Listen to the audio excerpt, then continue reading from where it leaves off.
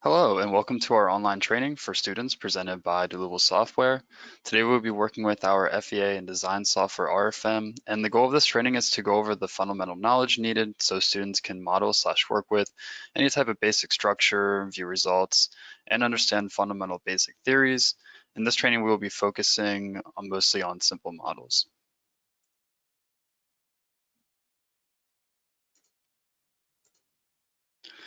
My name is Alex Bacon, and I will be your trainer for today. I'm a technical support engineer, and I'm joined with my co-organizer, Amy Heilig, who is the CEO of the US office, and a technical support and sales engineer, and we're located in Philadelphia, PA. Here's the control panel, and this will be used throughout the training. You can show or hide this panel as well as adjust audio settings. There's a box where you'll find some materials, and there's also a chat box where you can ask us questions as well. Please make sure this is set to organizers only. This training is intended for you to just listen, but you can model along if you would like. I can't stop and help you with any specific modeling issues, but with that said, feel free to stop and ask me questions at any time as I'm modeling about RFEM itself. Amy will interrupt me when she sees questions in the chat and as she sees fit, and then I can answer those for you. There will also be 2 breaks throughout this training. So today's training is from 1 to 4, and there will be a 5-minute break at 2 o'clock, and there will also be another 5-minute break around 3 o'clock. So just to go over the content for today's training, first we'll start off and go through the principles of finite element analysis software, or FEA software, and then we'll go through an introduction of our program RFEM. Then we'll go through an introduction example modeling continuous plates, and we'll go through some plate theory with that. Then we'll get into our model for stability analysis called Euler case 1. Then we'll model a moment frame, and with any time left, we'll model our concrete model, and somewhere in between there, I'll try to include some open discussion and questions if you have any. So that's it for today's content. Let's start with the basics of FEA software. So when using computer software, it is mostly based on the displacement method. Another method you may be aware of is the force method, where the unknown is the force, and then the internal forces can be calculated. With the displacement method, the unknown is the displacement, and to solve for this displacement, the displacement vectors must be calculated, and then the internal forces followed by the support reactions. The main problem today is an analytical solution can be difficult with large complicated structures. So doing hand calculations for some structures with complicated and/or odd geometry can almost feel and be impossible. The limits are being really reached with large complicated structures, and it's hard to get accurate results sometimes. And this is where FEA software comes in and helps. So with FEA software, first, the structures are modeled and converted into a finite interconnected element mesh. Then the material and cross-section properties are given at each FE node. And then the mechanical behavior is transferred between these elements. Here's a word that I would like to have you guys walk away with, and it's discretization. And basically this means structures being submeshed into finite elements. So now I'd like to go over the calculation workflow for FEA software. The first step that happens is the local element stiffness properties must be determined. And then those local stiffness properties are transferred to the global coordinate system. Next, the assembly of the entire structure takes place. And then the boundary conditions or supports must be defined. These can consist of, for example, sliding, rigid, or hinge supports. Next, the displacement vectors can be calculated by solving for the system of equations.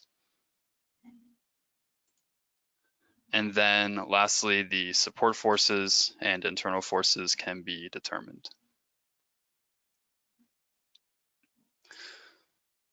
So I just wanted to give a quick question, and that question is, what is discretization? And here are your options from A to C.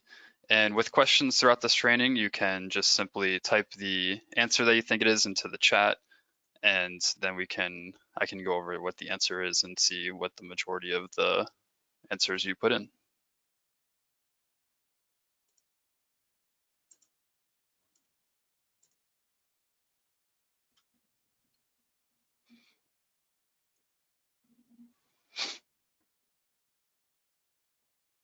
All right, so I see some answers coming in. A couple people are saying C, some are saying A. I'll just give another 30 seconds to see if there's any more.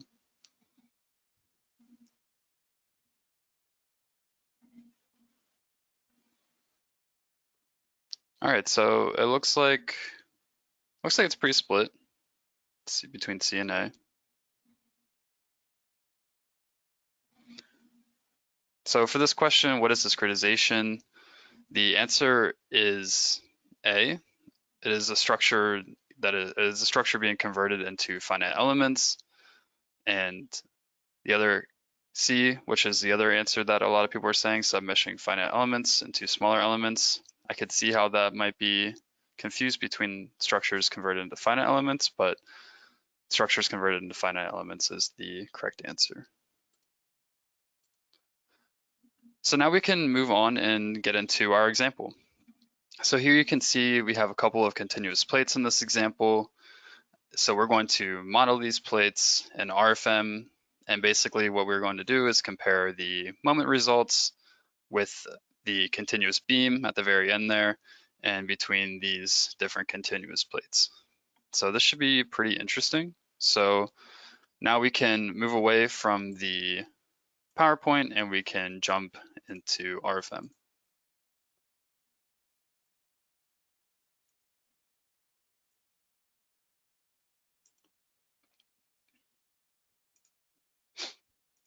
So here's RFEM. And so what is RFEM is the question. I'm sure you all can guess that it's our FEA software, like I said in the beginning of the training. But just to specify, RFEM is a structural analysis software, FEA software capable of analyzing plates, members, and solids. So things like deformation, stresses, and internal forces can be calculated on a 3D, first 3D structures. Almost anything is possible to analyze within RFEM, and specifically you can calculate things like deformations, internal forces, support reactions, and also things like volume of your structure and weight or mass. So just to go over the UI of this already modeled structure, this is just an example I have up just so we can go over the UI of RFEM. So basically, I'll turn my tables back on. So on the left-hand side here, we have our project navigator, and this panel is very useful and important in my opinion, and it includes all of the model data that you see graphically within what this is called your work window. Down here we have our tables, which is very similar to our project navigator, but the tables list out all of your model data in these tabs and in a tabular format, which allows you to pretty much change anything about your model data from nodes to lines to materials. You can input or delete anything you'd like. So this is very handy if you don't like working graphically on your model. Next thing I wanted to point out is the background. It is white. If you like to change the color of your background, I know some people have personal preferences when it comes to this. You can go up here to options and then configuration manager. And you can see right now I have my background set to white, but you can change this to black or some other presets that we have here if you'd like with this configuration manager. Next thing, this is the work window. And this is where I will be for the majority of this training working within this work window. I will go through tables and definitely use the project navigator just for examples for some things or some aspects of modeling. But for the majority of the time, the work window is where I will be working. The toolbar is what we have up here with all of our tools. Right now, it's organized based on the tool. And it kind of looks a little daunting right now with all the tools if this is the first time you've opened RFEM, but over time you'll find that it's easy to find the tool you're looking for. If toolbar does not look like if your toolbar does not look like my toolbar, then you can simply go up here and you can right click anywhere in this gray area and have this reset to default, and then all of these buttons will be reset to default and organized for you. Up here we have our insert menu where you can insert things like model data, loads, and load cases and combinations. There's also buttons in the toolbar for this. We also have our views up here that we can change through, so we can click through here on our buttons and change and go through our different views. Then within the project navigator, if I scroll down here, we have our long list of add-on modules, which I'll go over in more detail later on throughout this training. Next, we have our display tab. And within the project navigator, we have multiple tabs down here. One is called display. And you can see this has a similar design layout to the data tab. Basically, it uses collapsible and expanding folders that you can expand and change different things that are displayed within your model. For example, I can turn off my surfaces if I would like within my model using this. So lots of customization within this tab. And then we have our views tab. This allows us to change some views and change things within our model. So if we wanted to take a closer look at just our members by a certain material, if I just wanted to look at my members that are made of my steel A992 material, I can turn this visibility on and everything else about my model will be grayed out, allowing you to focus easier on some things and find some things better. And then the next tab is not here right now, which will be our results tab. So if I just run a simple deadload case real quick, I have my results tab that'll pop up. And within this results tab, we'll go over this in more detail later, just with everything else I'm explaining, but just briefly, this allows us to show which results we would like to see within our work window. So this allows us to change and go through deformations, member internal forces, surface internal forces, and strains, along with support reactions, sections, etc. So we'll go into more detail with that later. Next thing is how to move your structure around, how to control it. So right now I'm using a mouse with a scroll wheel. So I can simply just click my scroll wheel in and I can move it around. I can hold control and rotate my model. I can also zoom in and out with the scroll wheel. If you do not have a mouse with a scroll wheel, you can go up here to this button called move, zoom, and rotate. So I can then just click and move my model around.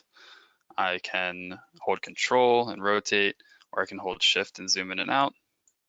If you're using a trackpad, if you don't have a mouse, then you can use the keyboard and hold control and use the arrow keys to rotate. You can use the arrow keys to go up and down, and then you can use the plus and minus buttons to zoom in and out. So now let's move on from explaining RFEM. I would just like to give another question real quick. So let's just hop back to the PowerPoint. So basically the question is, what is RFEM and then here are the answers to choose from. So again, you can enter those in the chat and we can go over the answers in about 30 seconds just and see what the majority of them are.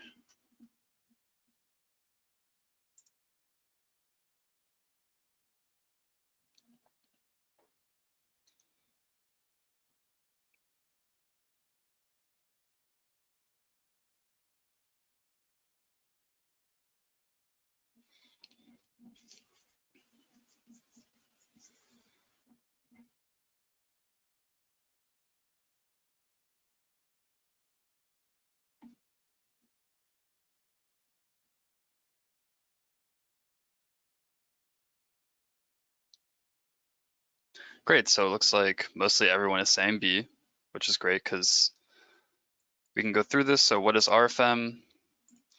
A 3D structural frame analysis program.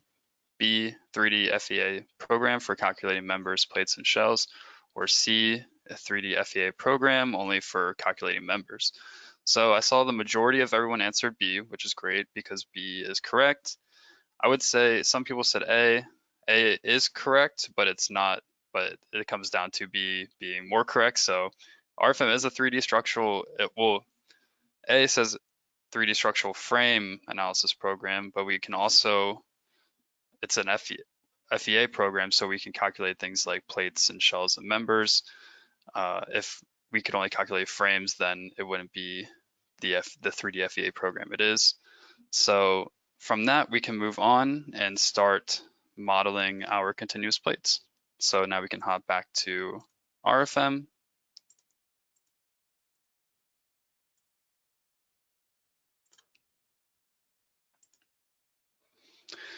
And we can begin by simply creating our new model. So to create a new model with an RFEM,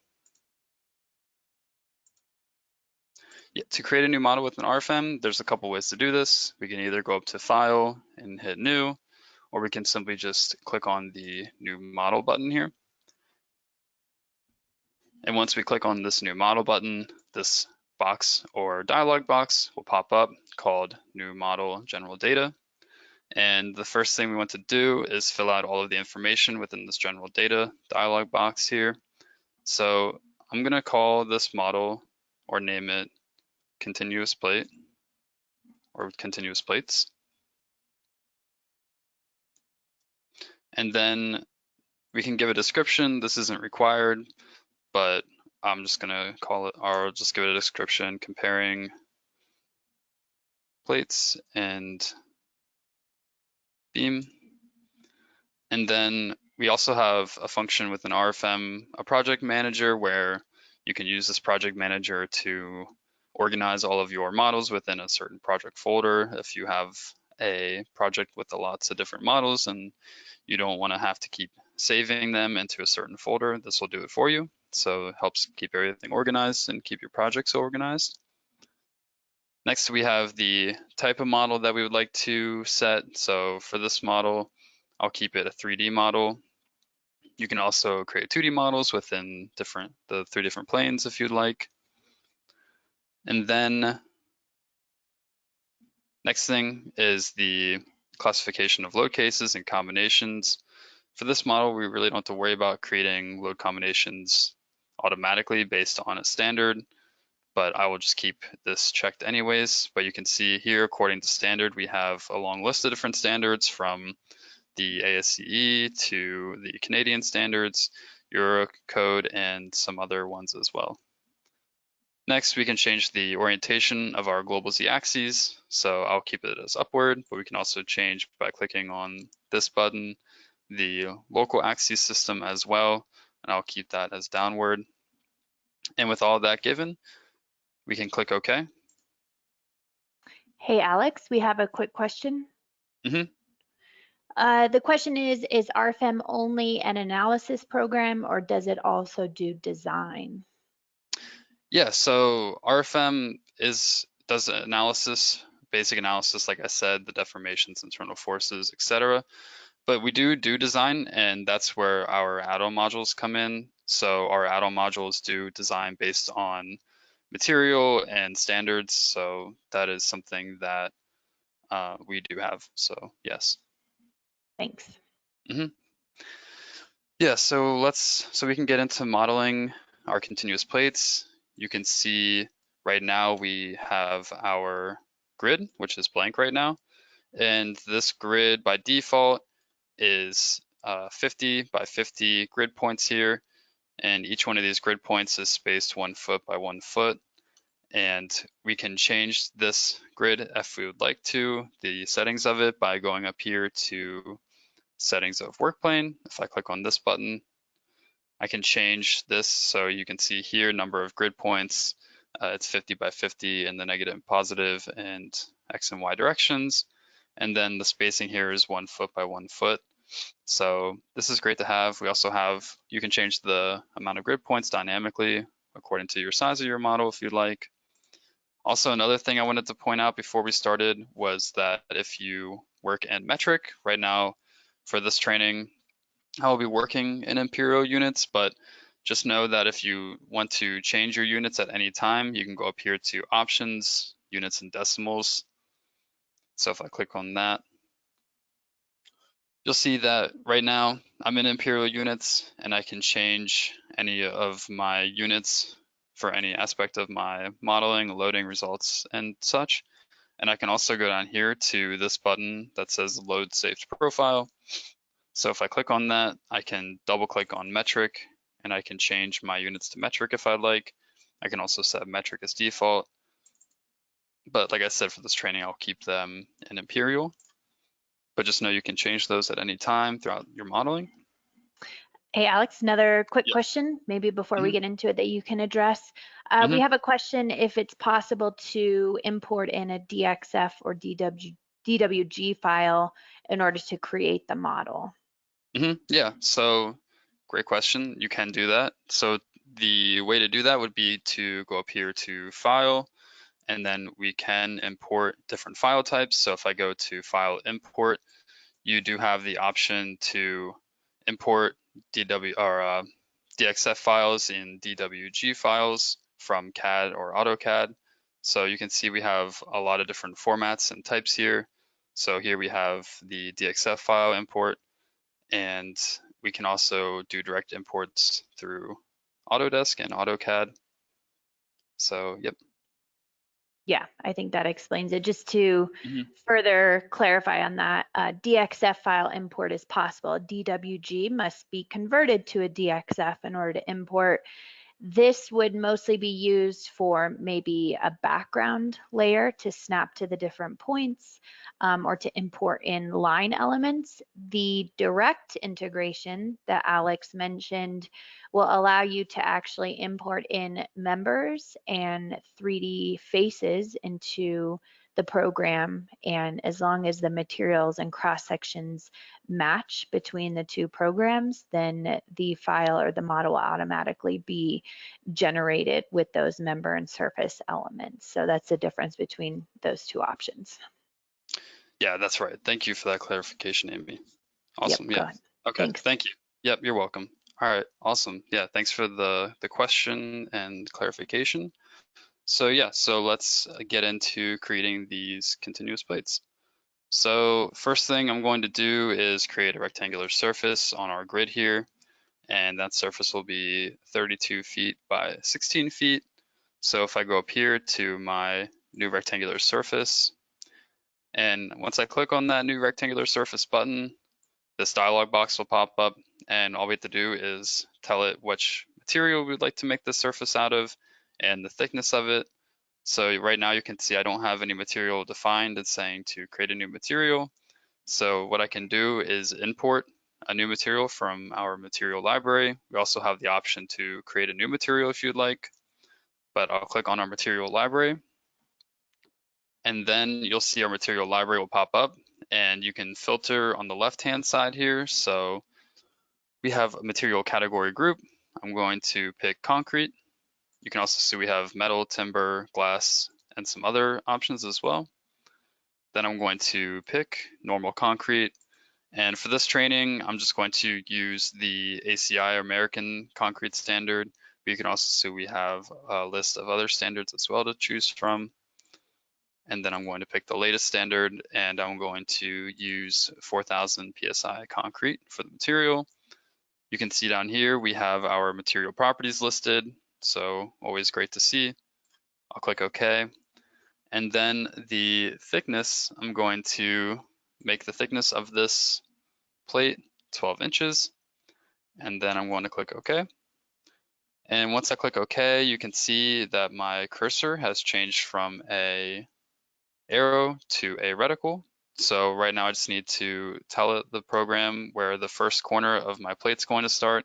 So I'll select the origin to keep it simple. And then I'm going to draw out this plate, which will be 32 feet by 16 feet. So I'll draw that out. And then I'll left click, and then right click to cancel out of that tool. You can right click or hit escape to cancel out of any of the tools. And then I'm just going to rotate this. And now we have our concrete plate drawn on our grid here. Next thing I'm going to do is to create the same plate again.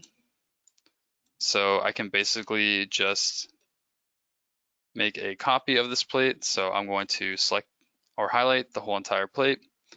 And then I'm going to use my move and / or copy tool to make a copy of this plate.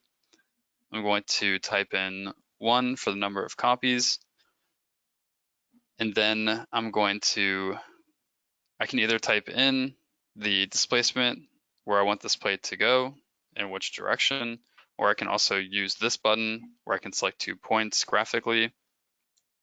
So I'm going to click on the bottom left-hand corner here, and then I want my plates to be spaced out by 5 feet. So that will be right here. And then I'm going to click OK, and now you can see that I made a copy of this plate, and they're spaced out 5 feet, or I could have typed in 21 feet or 22 feet in the displacement and the Y direction. And then the next thing we want to do is to create our third plate. So I can either use the move / or copy tool again if I would like, or I can also just highlight this plate,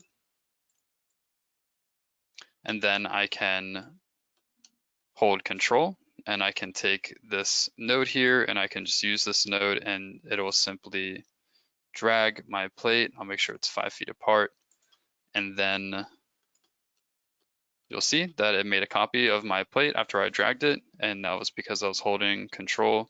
And that's a pretty easy way to make copies of something with an RFEM if you know exactly where to place it. So now the next thing I want to do is I'm going to go up here and turn my tables off just so we can get a better view of our model here.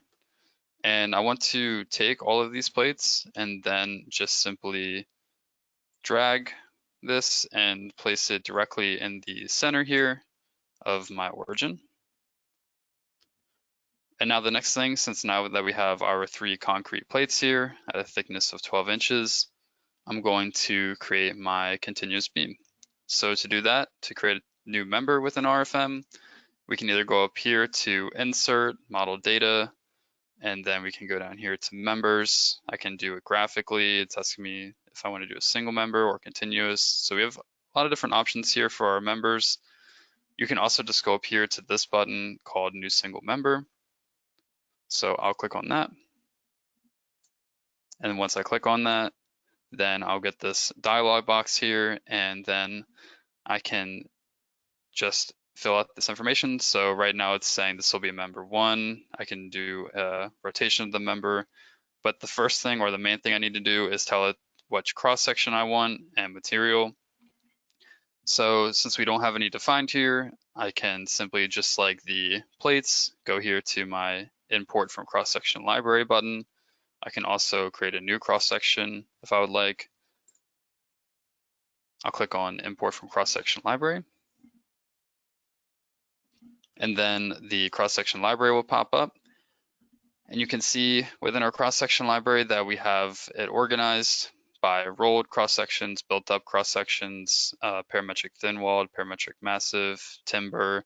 You can also create user-defined sections like I mentioned. And for this example, I'm just going to go up here to parametric massive, since we're just going to be using a rectangular concrete section. And all I have to do is type in the dimensions of my cross-section. So our base is going to be 40 inches, and then the height is going to be 12 inches to resemble the thickness of our concrete plates that we've created. Then for our material, I'm going to keep it the same as the concrete plates as 4,000 PSI concrete.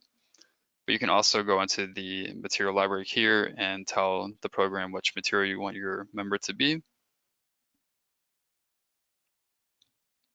So once that's all filled out, I'm going to click OK. And now you can see that our cross section is here with our material, and this is the start of the cross section. And so I'm going to click OK again. And now I can simply graphically just draw my member anywhere on my grid here. One thing I forgot to mention was that your cursor does snap to these grid points here. So that's why changing the spacing of your grid points is kind of important, just so you can easily draw out your members if you do it graphically. So I'm going to place this member 5 feet from this upper plate here, and it's going to be the same length of our plate, so 32 feet long. And I'm going to left click, and now you can see that our member here has been drawn out. And now we have our plates and our continuous beam here. Hi, Alex. We have a question. What is the difference between parametric and standard sections? So maybe you could explain parametric versus choosing a section from, let's say, one of the standards. Yeah, so I will go back to the cross-section library to point that out. So basically, when it comes to standard sections, these sections are all based on a standard. So if I click on our rolled up sections here or our W beams, you can see that I choose a standard here, and these sections are basically based on a standard, and you can't really change the dimensions of these. And so that's what that is, or those are. And then if I cancel out of that and then go back to the cross-section library, the parametric sections, basically you can tell the program exactly what the dimensions of your cross-section will be. So if I click on a W section, you can see here that I can change the dimensions of my W section here, the thickness and the base, and that's what allows them to be parametric. And yeah, so just to clarify, the standard sections are based on a standard and can't really be changed with dimensions. And then the parametric sections, you can change you have to input the dimensions of them. Okay, thank you. Yep, you're welcome. Yeah, so so we created our continuous beam, and now the next thing we want to do is to divide our lines here. So what I want to do is add some line supports or a middle support to each of our spans here, to our beam and our plates. So to do that, I'm going to simply just divide our lines here. So if I wanted to divide a line, I can simply right click on the line, and then my shortcut menu will pop up here, and I can go up here to divide line, and you'll see you have a couple different options for dividing lines. You can either divide a line graphically, tell it how many nodes you need to place from the beginning and end of your line, or you can tell it to split at a certain distance. So for this line, for example, I'm going to divide it graphically, and I simply just want to divide it exactly in the middle. So I'll go to 16 feet or 16, and I'll left click. And so now it'll place this node and split both of these lines directly at that node. I'll right click, and then I'm going to do the same thing for this line up here. I'll right click, go to divide line graphically, and place a node here at node 16. And now both of my lines here are divided. And now I can simply draw a new line. So you can draw lines without having to have them create a member. So I'll just do that. I'm going to, oops, not sure how that happened. So what I can do is hit Control Z and undo that drawn line and go back. And then I can draw my line, and you can see its lines are snapping to the nodes here. Then I'll right click to exit out of that line. And then the next thing I'm going to do is to basically, instead of having to divide these lines here, I'm going to take this line that I just drew at the midspan, hold Control, and I'm going to drag it directly above. And then I'm going to do the same thing. I'll select this line, hold Control, and drag it to the next plate. I must not have hit Control before I dragged it, so let's try that again. There we go. So now we have all of our midspan lines here on our plates. And then the next thing I'm going to do is to divide my beam here. So I'm going to right click on it, and then I'm going to go up here to divide member. And this time I'm going to divide it by a distance. I could have done this graphically, but just for example purposes, if we choose to divide something by a distance, you can see this box will pop up, and I can choose the type of division, so divide line by intermediate node, or place a node on the line without dividing it. So we'll have it divide the actual line with the new intermediate node. And then the distance relative to, I want to do the whole member length. You can do projections in a certain direction or on a certain plane. And then basically I just want to divide this line at the very center, so 50%. You can also type in a length from the member start or member end.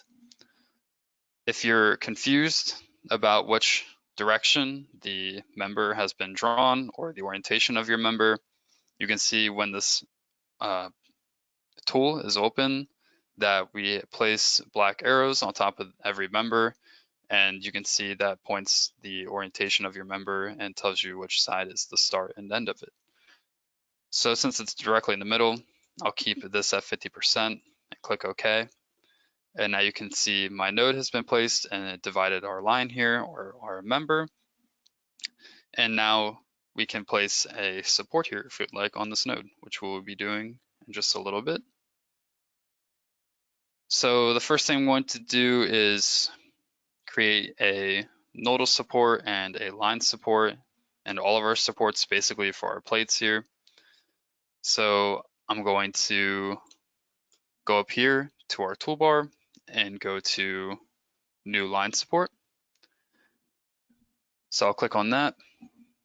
And then you can see once the new line support tool opens, that right now we have our default set to hinged. So our type of support is set to hinged. So if I hit this drop down box right here, you can see we can choose between two presets here. We can either choose from hinged or we can choose rigid. So you can see for hinged, this is what they look like. So basically we have our 6 degrees of freedom.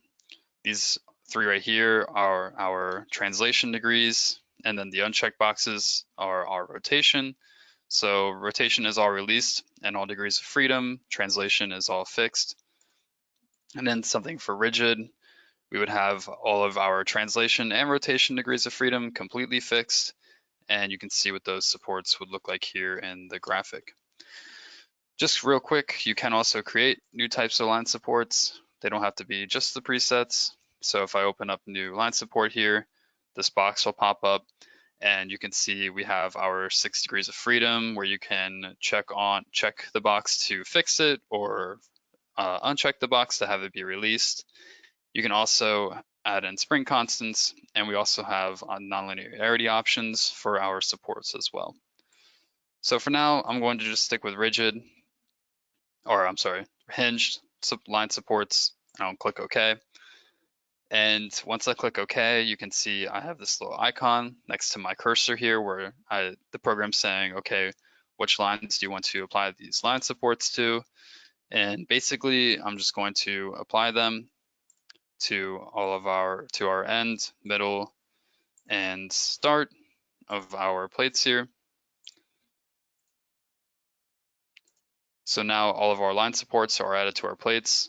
I'm going to right click because now we want to add our nodal supports to our beam up here. So I'm going to go up here to new nodal support instead of new line support. And you'll see this looks basically the same as the line support tool, just nodal supports instead at point locations. Again, we have presets, including sliding in the X direction and sliding in the Y for your rolled supports. So I'll keep it as hinged for 2 of our supports. So I'll click OK. And basically, we'll have the end of our member here be a hinged support and the middle will be a hinged. But our last support here, we need to have it be defined differently. So I'm going to create a new support for our start of our member here. And this support is going to be a hinge support, but I'm going to fix rotation about the local x-axis here. And I'll click OK.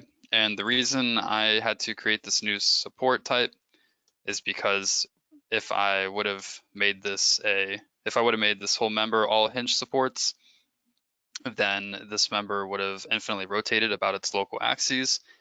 And its local axes, I'll show you real quick. So I'll right click on the member and I'll turn our local axis system on for our members. And you can see this is our local axes. So we have our Z, Y, and X and lowercase. This is independent from our global axes. And we would have gotten an instability if we would have had all of the rotation released because it would have just spun about this x-axis. And so that is the reason why we had to create this independent support here to keep it from rotating. So now we can add the loading to our model here. And we can do this in various different ways within RFEM. We can add our loading through the tables here. I can go to table 2, and I can also do it through the project navigator.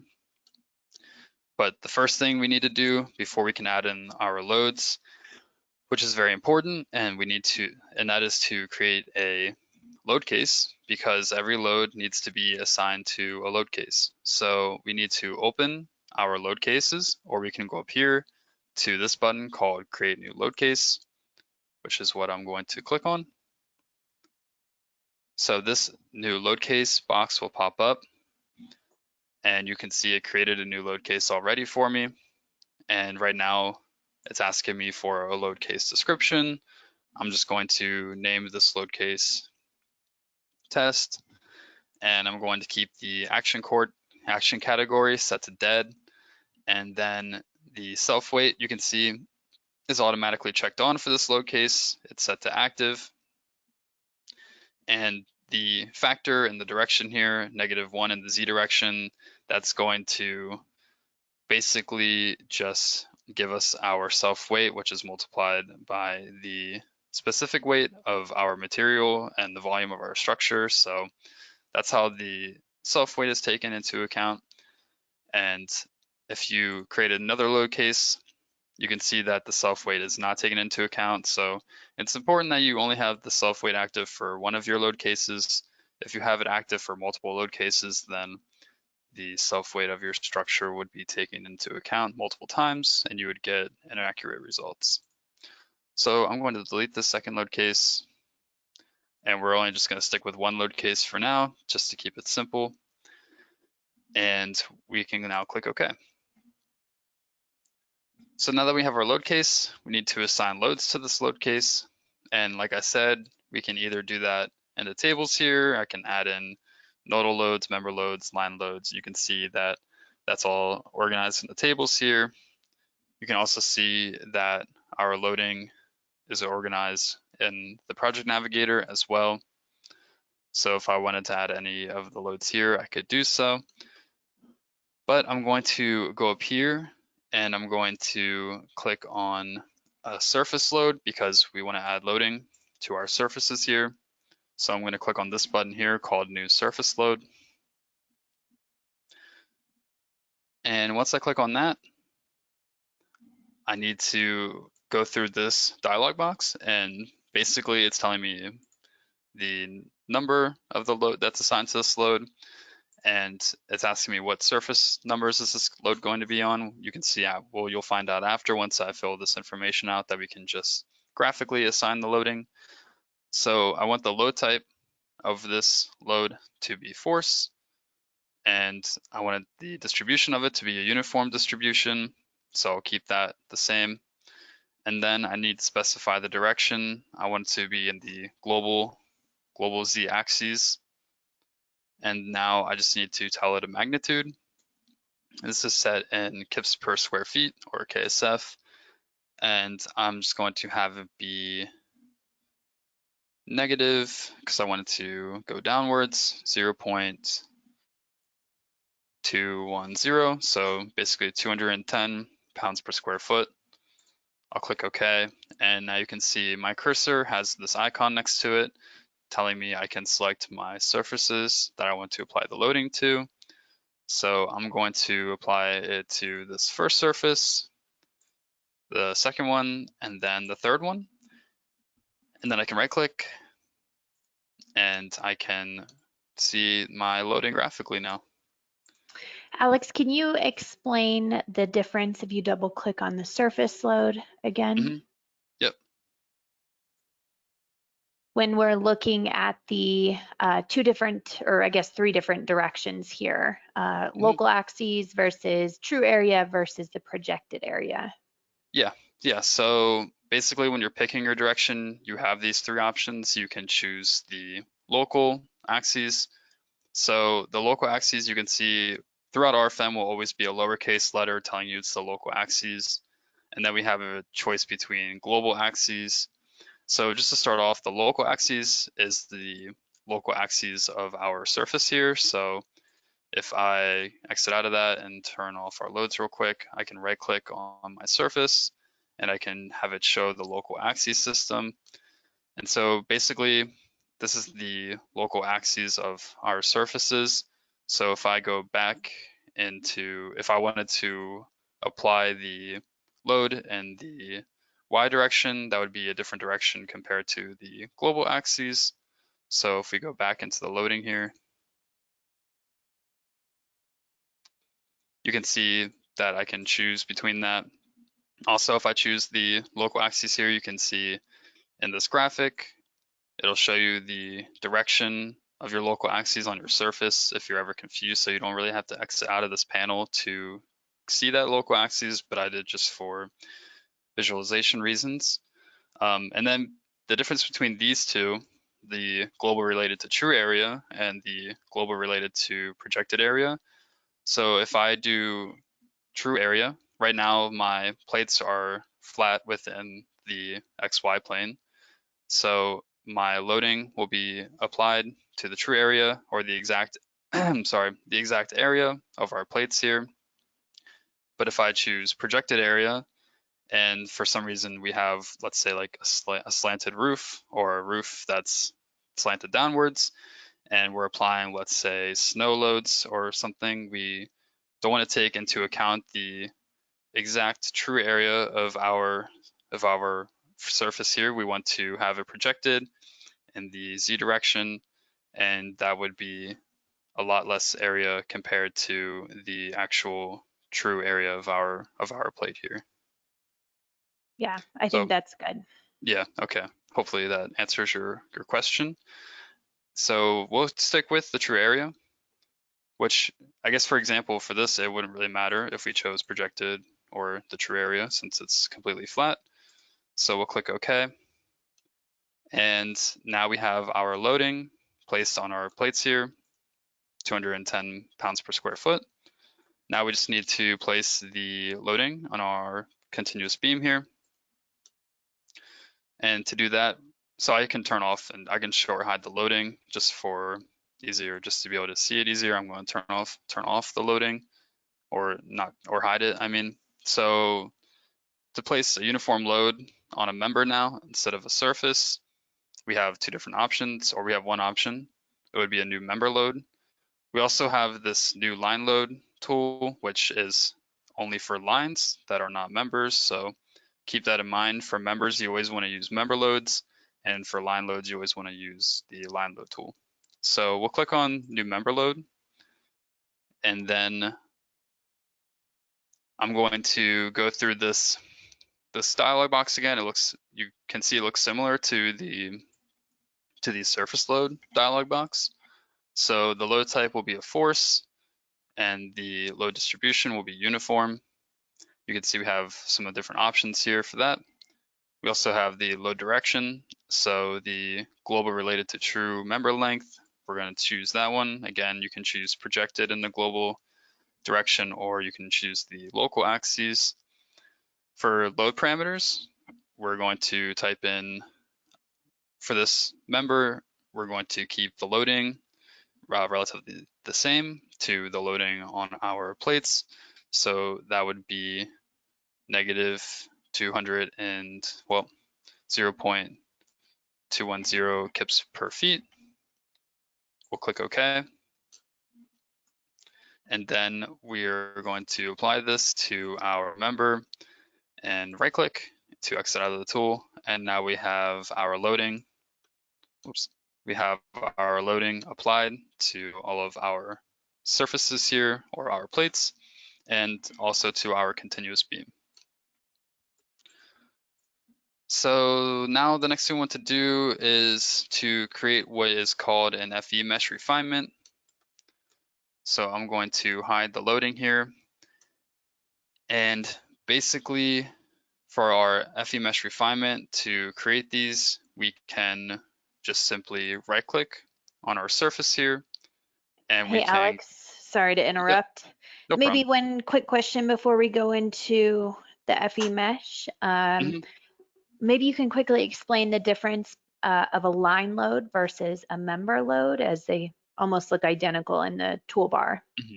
Right, yeah. Yeah, so basically the line load, so I have my member here drawn, which is basically if I go into wireframe view, so I can change the rendering of our model here to wireframe.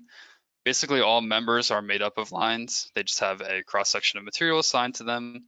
But you always want to use the member load tool to apply loading to a member, and you want to use the line load tool to apply loading to a line. So, right, this is a line defining our plate here. It has no cross-section or material assigned to it. It's just strictly a line. So let's say if I wanted to apply loading along the parameter of my plates, I would use the line load tool, and I would simply just type in magnitude, and then I could, oops, if I go back to the line load tool. So again, I could just simply use this tool to apply loading to the lines that make up the parameter of my plate here. They're not members, they're just lines. But if I wanted to, like I said, apply a load to a member that actually has a cross-section and material assigned to it, I would have to use I couldn't use just the line, new line load tool. I'd have to use the member tool, new member load tool. Yeah, I think that an easy way to remember is member load should be applied to members, and line loads are applied to either surfaces or solids. Otherwise, the program will flag you with an error. So yeah, that should explain it. And just to let you know, on that third surface, you still have an existing line load that you'll want to delete. Oh, yeah. Okay. Yeah. Thank you, Amy. Yeah, Yep. sure. So, yeah. Okay, Yeah. thank you. Yep. You're welcome. Yeah. Great question. So I'm going to delete that. And then yeah, so now we have our loading, and yeah, the next thing we're going to do is add FE mesh refinements to these plates here. So just a quick overview for our FE mesh. Basically, the FE mesh in RFEM is automatically created when you run your calculation. There's a set length to your finite elements. By default, with imperial units, it's 1 foot by 1 foot. But let's say you wanted to change that mesh length for a certain element. Say these plates, you don't want them to be 1 foot by 1 foot. You want to change them to something smaller and more refined.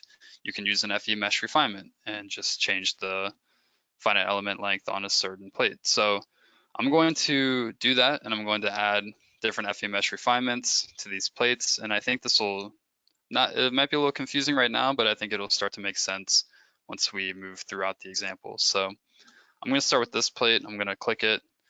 I'm going to right click on it, and then I can simply go up here to the option New FE Mesh Refinement, and I'm going to click on New. And it's saying that I don't have any FE Mesh refinements defined. So what I can do is create a new FE Mesh refinement. And then on the surface, it'll be an FE Mesh refinement applied to our surface here. And for this first surface, I'm going to have a super fine refinement. My target FE length is going to be 0.2 feet. So I'm going to click OK again. And you can see I have this little icon down here telling me that an FE mesh refinement is placed on the surface. And this little symbol here will show me also how large that FE mesh finite element will be. So then I'm going to do the same thing for this next surface. I'm going to add another FE mesh refinement to it. And I can choose that previously defined FE mesh refinement, but for this surface, I'm going to make it just a little bit bigger. So I'm going to create a new refinement, and I'm going to, for just example purposes, make the finite element length 0.4 feet. I'll click OK. And then the next surface, I'm going to right click, create a new FE mesh refinement, define a new FE mesh refinement, and I'm going to make it 0.6 feet, and then click OK. So now you can see we have our surfaces here with 3 different FE mesh refinements on them, and you can see that those elements get a little bit bigger from 0.2 feet to 0.4 feet to 0.6 feet. So you can see graphically the different sizes of those. And then the next thing we want to do is to create sections for these plates. So we can add in section cuts down or along the whole span of them, down the center. So to do that, we can easily just, I can rotate my model, and then I can go up here to this button, and I can hit this arrow drop down for different options within this tool. And I want to create these sections numerically. And I want to give my section a name. So I'm just going to name this first one AA. I wanted to cut through my surface, and I wanted to be via plane. And then I just need to tell the program the first and second point to cut through. So I can do that here with my coordinates, A and B, or I can simply just click on select edge points. And then I'm going to choose the first point here, which you can see nicely, just like in AutoCAD, your cursor will snap to directly the midpoint. There's a little symbol there telling you it's the midpoint of that line. So I'm going to snap to that, and then I'm going to snap to the next point, which will be the end point. Then it's asking me to select the section on the surface or the projection. It's just going to be a vector, and it automatically does that for you once you select your edge points. And then the plane, it'll be in our local positive z-axis plane, and everything's filled out now, so I can click OK. And now you can see graphically we have these arrows here symbolizing that we have a section cut through our plate there. And now the next thing we can do, instead of having to go through all of those parameters again, is I can hold Control and use the pretty powerful workflow of just dragging and copying these section cuts to my other plates here. And now we have all of our section cuts here. Dragging and copying does give you some different nomenclature here, but we can easily change that within the project manager, or sorry, project navigator. And I can do so, I can just simply go up here to, or go down here to sections, the folder sections. I can expand that. And then I can just change the name of my sections real quick by double clicking and editing them. So I can just make this one AB, and then this third one, I can just make it AC, and I'll click OK.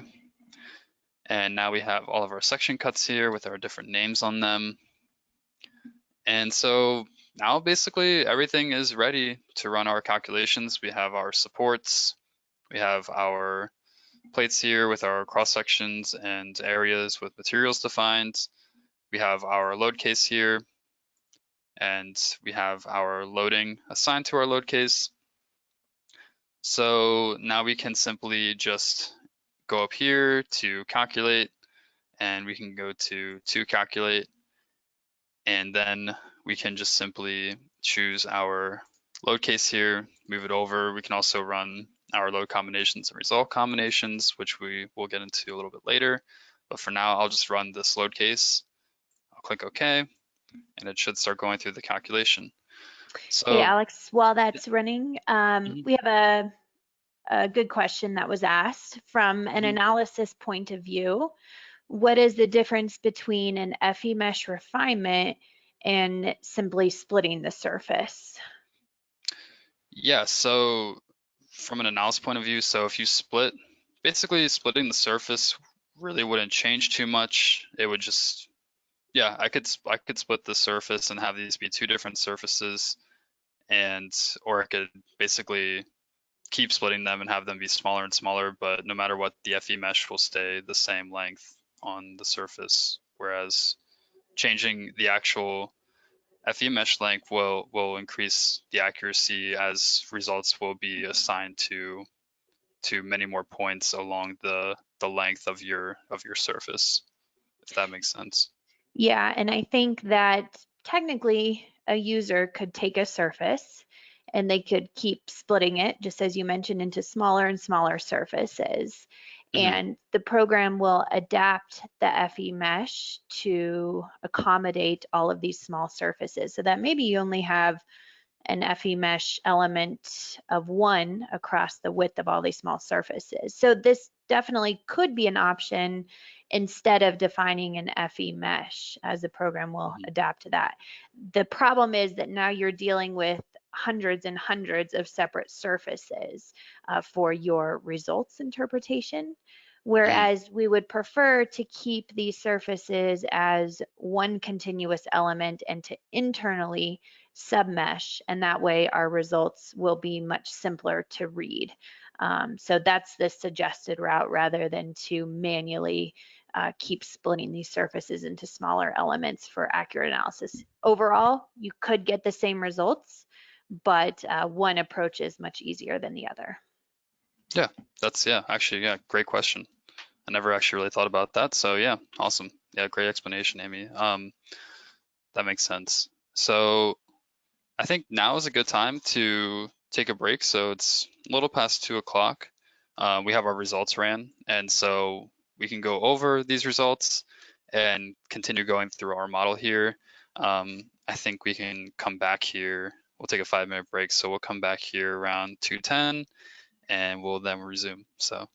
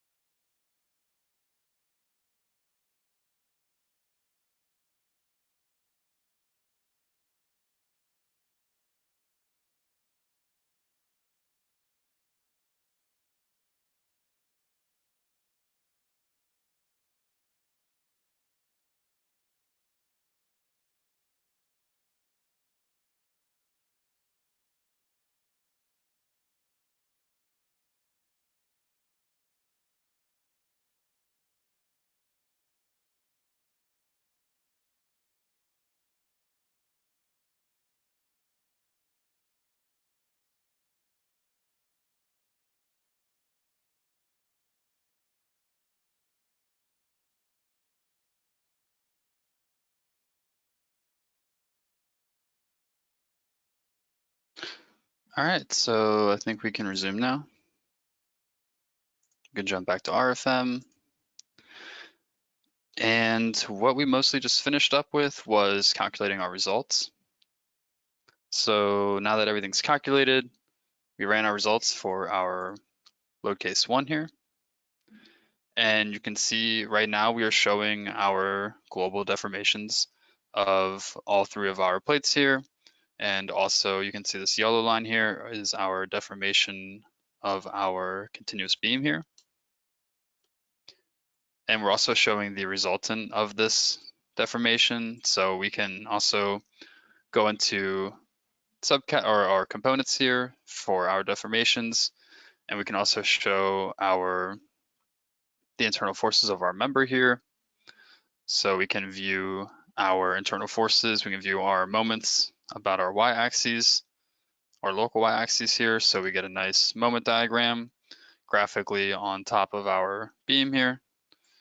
I can turn this back into our solid transparent render view, but it is easier to see the diagram here with just the wireframe view on. And then we can also take a look at our surface internal forces as well, or the results on our surface. So we can take a look at the moments along our x-axis here on our surface. And you can see also that these deformations on our surface and the internal forces are color-coded. So with that, we have our panel here that allows us to see the color-coded, or we can see what value is assigned to the color that is on top of our surface. Then we can also take a look at our support reactions as well. So we can turn our support reactions on and get a look at those. So we have a choice between our nodal supports and our line supports, and we can see which direction we want to see those reactions along with our moment reactions as well, if we would like to view those.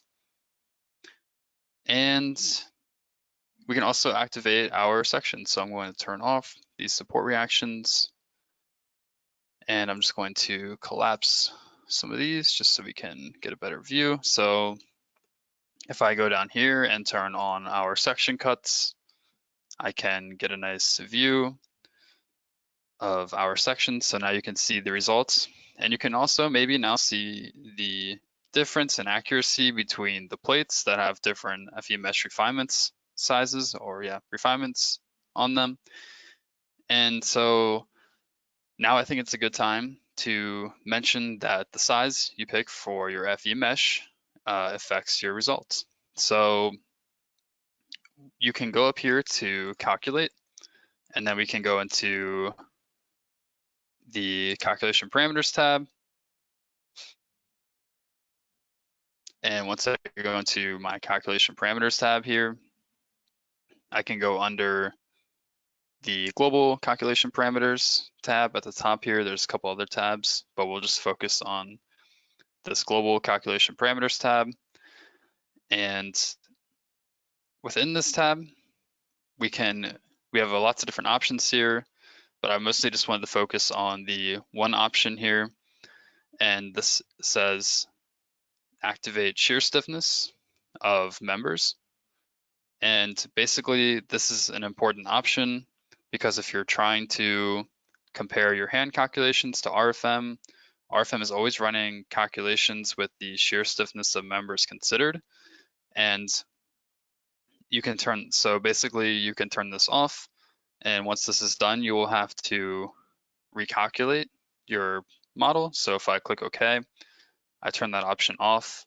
It's saying this action requires that all results will be deleted. Do you want to continue? You will always see this box come up even when you change anything within your model, such as cross sections, materials, dimensions. Results will be cleared, and it'll ask you to rerun them. So I'll click yes, and then I'll rerun my results. And once I rerun my results, you should notice that mostly the only results that really change from this are the bending moments. So right now I'm showing my moments, and if you're paying attention, you should see that the results or the maximum moments have changed a little bit at their peaks. You can see right now they're a little bit different because of the FE mesh sizes, and they changed from this option because the methods used in school mostly assume an infinite shear stiffness, when in reality there are some shear deformations happening when the member bends. So I'd just like to have you keep this in mind.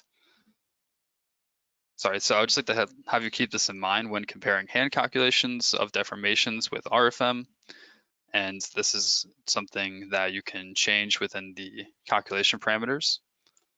And so also, just to go back to, so now I would like to go back to the PowerPoint so we can go over and compare some plate theories. So I'm going to turn it back over to the PowerPoint.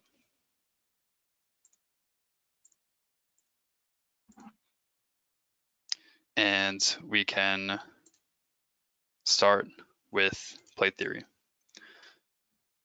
So basically, to help you understand what's going on with plate theory, I will use beam element theories as an analogy.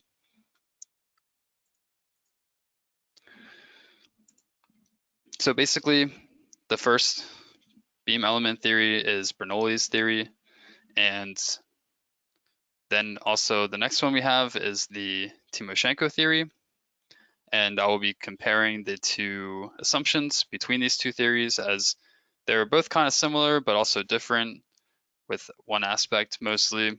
So with Bernoulli's theory, we assume that cross sections remain in plane and perpendicular to the member axes, with the assumption that no consideration of shear deformations is happening and that the member is completely rigid, has completely rigid shear stiffness. Whereas with the Timoshenko theory, we make the same assumption basically, that the cross section remains in plane and perpendicular to the member axes, but we take into consideration shear deformations, and we assume that the shear stiffness is limited and it isn't completely rigid. So I have a graphic to represent what this means between these two theories. With Bernoulli's theory, here you can see the deformation is perpendicular to the member axes. But with the Timoshenko theory, here we have an additional angle that is incorporated. So we have basically a different additional deformation. And this is due to the assumption that the shear deformation or shear stiffness is not completely rigid. And we take shear stiffness into consideration. So taking these two theories, we can apply them to plates or to plate theory, as because they are a little bit similar.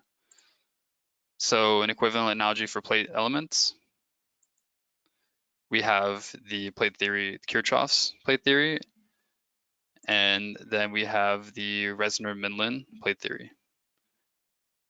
So these are similar to the Bernoulli's and Timoshenko theory, and you will see why. So if we show the assumptions for the Kirchhoff theory, these can be compared to the beam theory. So these assumptions, basically, we assume for the Kirchhoff theory that we have very small deformations, and it's a geometrically linear calculation for the deformations. And then we assume the material is linear elastic using Hooke's law. We assume the cross sections for these plates remain flat with no warping. We have a constant thickness, and most importantly for this theory, we do not consider shear deformations. Now for the Resner-Mindlin theory, we assume basically the same assumptions for the Kirchhoff theory for these first four assumptions that I mentioned, but the difference is we do consider shear deformations, and we also take into consideration the transverse and lateral strains. And so to take a better look at what this assumption is talking about for transverse and lateral strains. I have a little bit of a graphic example here for transverse/lateral strain. So here we have a beam, and that also has a tension force applied to it. And this is along its length. And the cross section, if this tension force is here, will basically shrink with regards to its height and its width. And you can see here for its height and width that this mu factor here is what takes this consideration into account. And so that's how transverse/lateral strain is considered in the Resner/Midland theory. So just to recap, for plate theory, Kirchhoff theory, Resner-Midland theory. For Kirchhoff theory, we do not consider shear deformation, so it's a little bit more of a simpler theory. It's kind of like Bernoulli's, where we also don't consider, for the beam theory, where we don't consider shear deformations. And this theory is great for thin plates. It's great for pure bending, load-bearing capacity type plates, and also it's a simplified approach. But for the Resner-Midland theory, the consideration of shear deformations is there. And this theory is great for thick plates because the thicker the plate gets, the less accurate your results will be. If shear deformations are not taken into account with thin plates, the margin for error is really not too high for not taking into consideration shear deformations. For Resner-Midland, the shear influence component is relatively high. We have a significant error when neglecting these shear forces. Like I said, higher value approach and more accurate shear forces will be taken into account with this theory.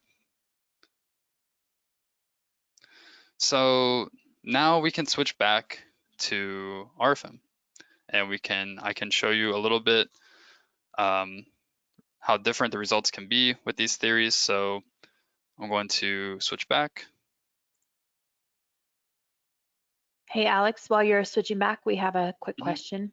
Okay. Can RFEM consider geometric nonlinearities and material nonlinearities? So geometric might be nonlinear nodal supports where it fails with uplift, for example, and then material nonlinearities such as a plastic analysis.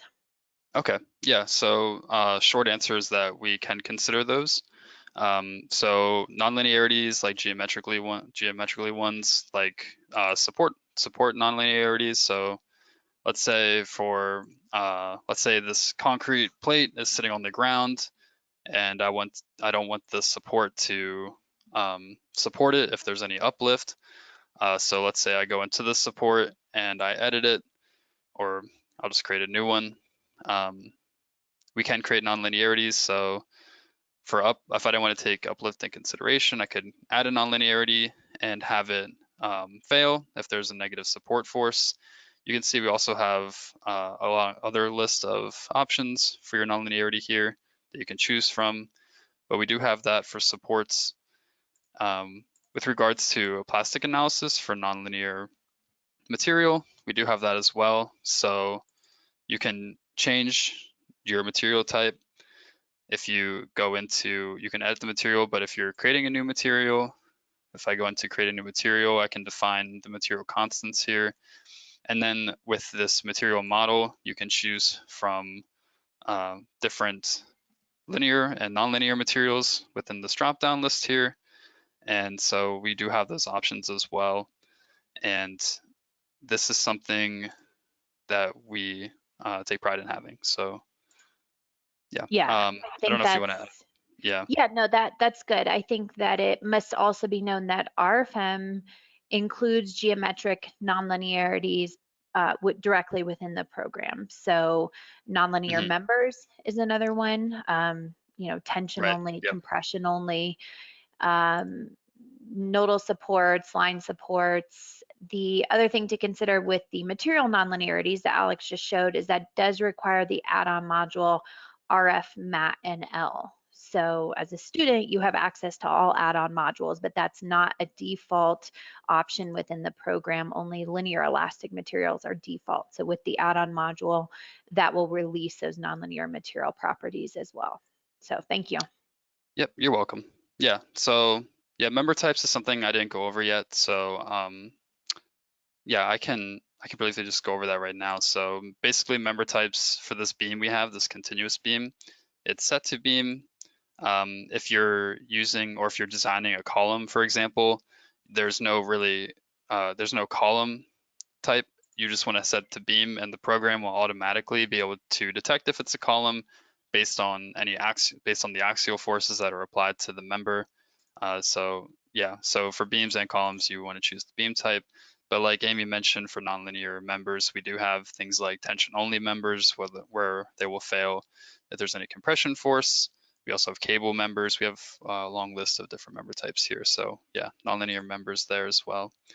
Yeah, so we discussed basically the different plate theories between Resner-Mindlin and Kirchhoff, and then the beam theories between Bernoulli and Timoshenko. And yeah, so one considers basically, just to recap again, the Resner-Mindlin theory takes shear deformations into consideration, and the Kirchhoff theory does not take shear deformations into consideration. And these theories can be changed within our program under the calculation parameters here. So if I go there, and then I go under here, you can see under plate bending theory, we can choose between Mindlin and Kirchhoff. Right now, shear deformations are taken into consideration for our plates. We did disactivate or deactivate shear stiffnesses for members. So let's say if we look at our surfaces here, right now we're looking at the moments. So if you look at these moments, our peak moments, we have about 11, 028, 026, 025. They change very slightly depending on the FE mesh here. And so let's say we go up to calculate and we change our plate theory here, just for example, just so you can see how these values will change. We can do that real quick. I'll click OK. So right now it's running, and it's running according to the Kirchhoff theory, so no shear deformations are taken into account. And we can just see how our results have changed. So they were changed very slightly. I wasn't really expecting too much of a change here. We have 11.08, 0.07, 0.06, and I wasn't expecting too much of a change because of our plates aren't really too thick. They're only 12 inches thick. Let's say maybe we changed the thickness of our plate here from 12 inches. I can do that easily just by double clicking on it. From 12 inches to 20 inches. We'll click OK, and it's going to ask me to recalculate. I can do that real quick. And again, with the Kirchhoff theory, with thick plates, it's not really great theory for thick plates, because the thicker the plate gets, the more inaccurate your results will be if your shear deformations are not considered. So you can see here, our moment has increased. It's at 14 kips per feet. And so if I go up here to calculate and change this back and take shear deformations into consideration with the Mindlin theory, we'll see how much that value changes from 14.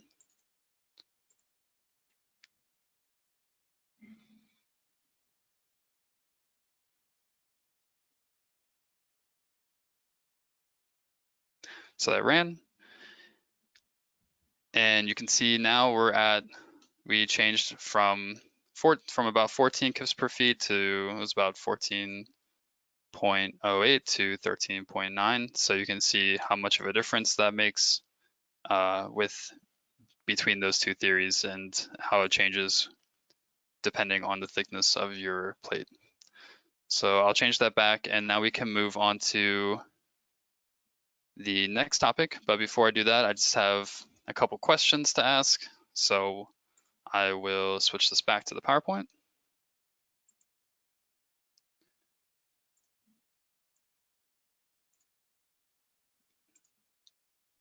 And the question is, what happens if the shear stiffness is activated? So just to make sure everyone's clear on this, I would like, here are the options for the answers. First option is shear deformations are considered. A, B, increased accuracy in results, or C, the shear stiffness of elements is infinitely rigid. So again, you can type those in the chat and then we can go over the correct answer.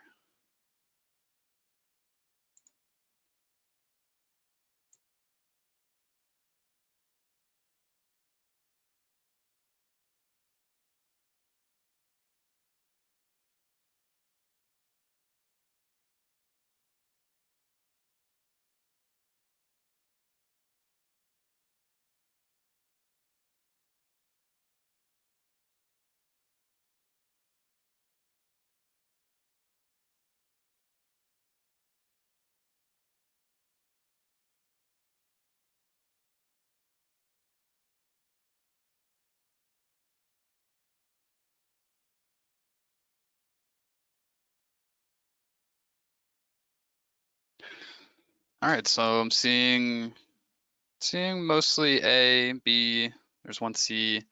So for this question, again, what happens if the shear stiffness is activated? And this is mostly pertaining to the beams. So if shear stiffness is activated, the correct answer is shear deformations are considered.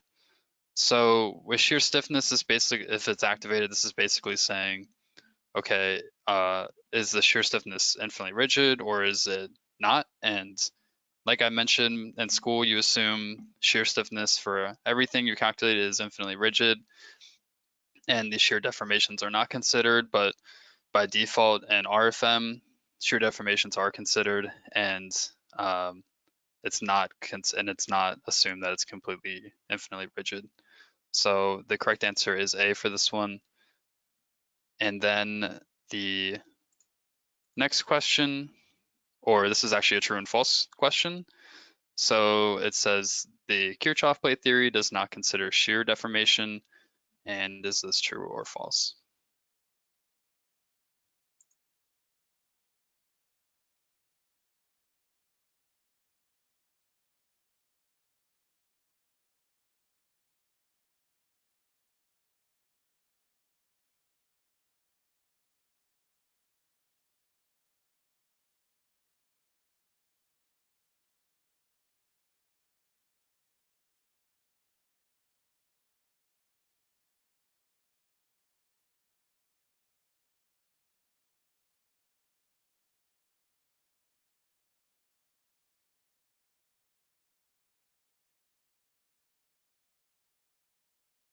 All right, so looks like a lot of you answered true. It's mostly true. I see a couple falses. So the correct answer for this one is true. So the Kirchhoff plate theory does not consider shear deformations, and the Reisner-Midland theory does consider shear deformation. So Kirchhoff is always the simpler option. Yeah. So I do see a question, what about B in the last question? So if I go back to the last question real quick. So B, increased accuracy in results. What happens if the shear stiffness is activated? So yeah, I mean, yeah, B, that one's also kind of correct as well. The accuracy in the results is increased. They can increase, they'll always increase with the shear stiffness is activated. So yeah, that could also be. Yeah, I wanted to comment on B as well. I think that it could lead to increased accuracy, but I think this all depends on the thickness of your plate. Alex just showed an example of a thin plate where, regardless of which plate bending theory we chose, you don't see much difference in your results. Now, in the event that you have a thicker plate, when he increases to 20 inches, then yes, of course, considering shear deformation is going to lead to a more accurate analysis. So I still think, Alex, that you're correct with A being the answer all the time. B could be used as a correct answer in some cases, but there's other cases in the event of thin plates that either plate bending theory will give you almost the same answer. So it could be false in that sense. Yeah, that's great clarification. Yeah, I think A is probably it's between whatever is the most correct. And yeah, like Amy said, if you have a thin plate, the results might not change that much or so. Yeah, great, yeah. Yeah, so we can go, and that was the last question for this section. So I think we can go back now again to RFEM, and we are going to start with modeling our Euler case 1 instability analysis of our frame. So that was the end of the plate section. And so now we're going to get into stability.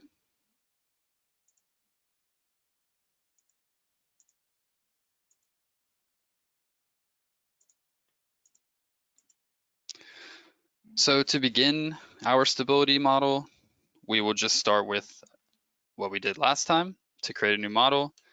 And that is simply to go up here to new model. We'll click on that, and then our general data dialog box will pop up. And this model, I'm going to name it Euler case 1. And then I'm going to give it a description, stability, example, and everything else. I think we can just, keep the same. We can keep it as a 3D model. We can keep our accommodations generated automatically. This isn't really necessary for, we're actually going to turn this off for this model. We don't need to generate our accommodations automatically. We're just going to use load cases. And the standard, since it's not created, we can keep this the same for this example, and we can click OK. And once we click OK, our blank grid here will pop up, and then we can begin with creating our simple beam here. So first thing I'm going to do is go up here to new single member, and then I'm going to create a new member. I'm going to import it from our cross-section library.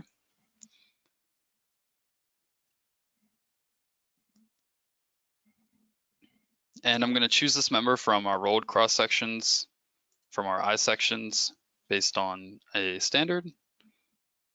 And I'm simply just going to, for this example, use the AISC, and I'm going to choose the latest. And we're going to choose wide I sections with parallel flanges. And it's just going to be a W section, not really too important. The actual cross section, we're just going to choose 12 by 35. And then the material, you can see I have some that were carried over in this template. And I'm going to just keep it as steel A992. That works for this example. So I'm going to click OK. And I'm going to click OK again. And now I need to draw my member. I want to draw this member as a column. So this is going to be a column. And so I need it to be perpendicular to this grid surface here. So a couple ways I can go about doing this is, right now if I draw, I'm just going to be drawing in this XY plane along my grid. But if I choose this option here, length and direction, I can give it a length. This column is going to be 30 feet high. And then I can tell it to draw it perpendicular in the plus or in the positive direction, perpendicular to my work plane. And I can simply just draw this or place my column here. And now I have my column perpendicular to my plane drawn. Oops, didn't mean to click on that. Another thing I could have done was just change my work plane. So you have these buttons up here where I can change it from the XY work plane to the YZ work plane to the XZ work plane. So I could have just done either of these and drawn it like that. But always different ways to do things with an RFM. It's always just personal preference, what you find more efficient. So now that we have our column drawn 30 feet high at the origin, we need to add a support to it. So I'm going to just zoom in, and I'm going to highlight my node down here at the origin, and then I'm going to click on new nodal support. You'll notice when I highlighted from left to right that I didn't select the member itself, I only selected the origin, and that's because when you draw from left to right, everything, or this box will only select things that are completely engulfed in it, not anything that it touches. But if I drew from right to left, then anything that touches this highlight box will be selected. So that's the difference between drawing from left to right and right to left. Definitely very helpful for selecting things. I'm going to go up here to new nodal support, and this nodal support is going to be a hinge support. So all 6 degrees of freedom are going to be fixed. So I'll click OK. And now you can see my rigid support down here has been added to my node at the base of my column here. And now the next thing I need to do is just create a new load case. So first thing you always need to do before you add any loading to your structure is to create a load case. Because again, like I said, each load case needs to have, or any type of loading needs to be assigned to a certain load case. You can't have loading without a load case. So we'll create our load case here. Again, not really too important with the name. I'm just gonna name it test. Action category, keep it dead. So then we can have our self-weight activated with dead, but for this example, I'm going to uncheck this active box. And so now our self-weight is not going to be taken into consideration for this example. So I'll click OK. And then I'm going to just simply create a new load. So this load is going to be a point load. I don't think I've shown those yet, but a point load would just be added to our node here. So to create a new nodal load, I'm just going to click on new nodal load.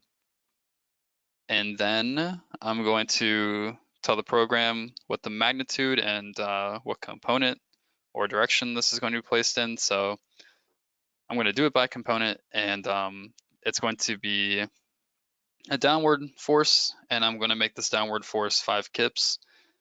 And then I'm just going to have a lateral force of 2 kips in the x direction. We're not going to add any moments to this point load. We're just going to keep it as a regular point force here. And then I'm going to click OK. And then we can select the node that we would like to apply this to. And I just realized that I actually needed to have this point force facing downwards. I forgot to add the negative sign to it. So I can simply just double click on it, add a negative to it, and whoops, change that. I meant to change the one in the x direction. So let's go back, add a negative, and then delete this one. Not really too important. There we go. Now we have our downward force on our column here. And now that we have our loading applied for the column, I would like to get into something very important. So we have our loading, we have our column, we have our support here, we got our load case. Something important to go over, you'll see once I click calculate, I'm going to hit calculate. I basically just hit this button up here called show results for this load case. And when I click on that, it asks me if I wanted to calculate the results since they weren't ran yet. So now we have basically our global deformations for our column here. So if I get a elevation view of our column, you can see we have our deformation, our maximum deformation, which is 3.782 inches. I can also check out the internal forces of our column. I can take a look at the moment along the length. So you'll see the maximum moment, it's at the bottom. It's of negative 60 kip feet. And now that we have our deformation and our internal forces looked at, so again, 60 kip feet, our global deformation was 3.782 inches. I need to show you how this linear or first order calculation differs from a second order calculation. So what does that mean exactly? Well, for load cases in RFM, if I go to my load case here, I can go to calculation parameters, and load cases in RFM by default are ran by a geometrically linear analysis method. So by default, it's a linear analysis. And so if I change this to a second, I can change this to a second order analysis. Load combinations, however, are ran by default by a second order analysis, which takes into account little p delta and big P delta. And basically, this will give you more accurate results, more real world accurate results with a second order analysis. And again, by default, load combinations are run in a second order analysis. So I'm just going to delete this load case real quick. And basically the difference between a first order, so a first order analysis sets the equilibrium of the beam based on the undeformed system, and a second order analysis sets the equilibrium based on the deformed system. So I can show that. So if we change this to a second order analysis and I click OK, we can rerun our results. And I'll rerun the results, and you should see that our bending moment that the deformation and bending moment has increased.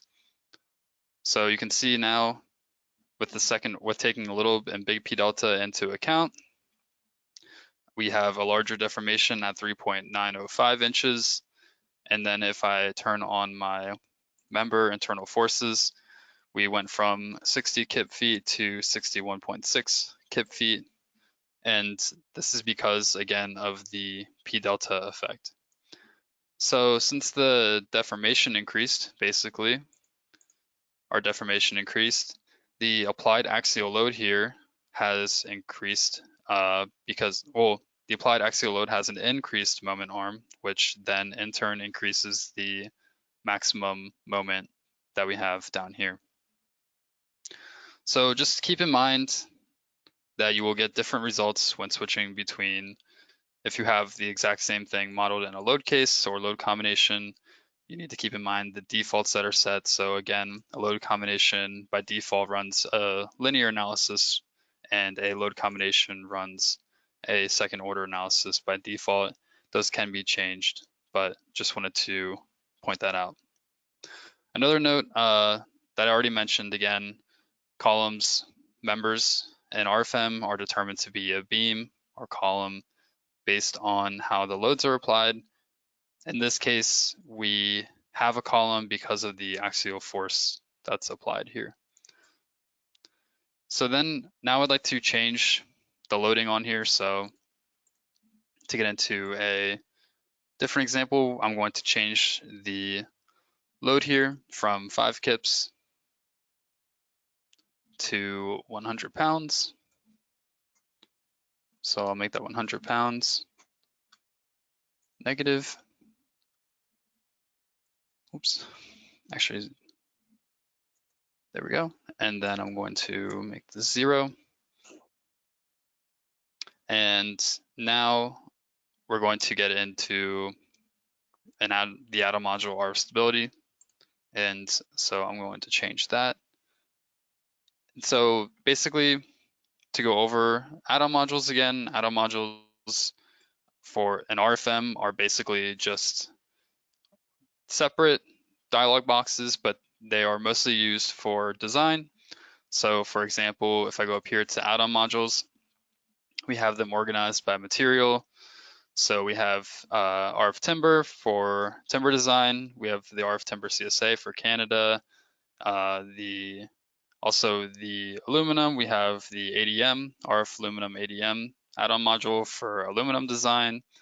Concrete, we have RF concrete surfaces for designing reinforcement for both columns and beams. We have RF concrete surfaces, and also RF steel for our steel surfaces, members, and then we have separate modules for different standards such as the EC3, the ASC, the CSA. So we have lots of different design modules along with dynamic modules.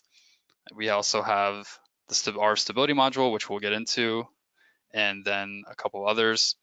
So to open an add-on module, it's as simple as just clicking on it. And once it opens, you'll see it's basically just a dialog box. And the modules take all of the information from RFEM from your model, so there's no need to redefine anything in the add-on modules. You don't need to redefine cross sections or materials or anything like that. You can simply just open them up. And this is the RF stability add-on module. So just to go into a little bit of a background, the RF stability add-on module uses the help of eigenvalues and different eigenforms to perform a stability analysis. So Euler was a mathematician who came up with different cases to show the critical load factors as well as critical loads and lengths. And this is something that every stability analysis does. And so it is important that we go through the options here before we run our calculation and find out if our structure is stable and can handle the loading applied to it. So the first thing you want to do is activate the division of straight members. So I can do that right here. Right now it's already activated by default.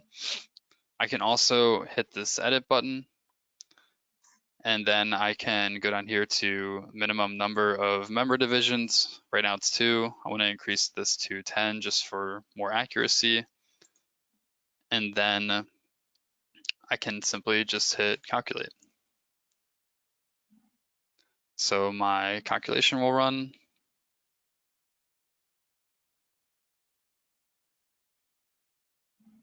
And once that's done running, we will get our results here. So we had our input data, and now we have our results. And right now we're showing our critical load factors.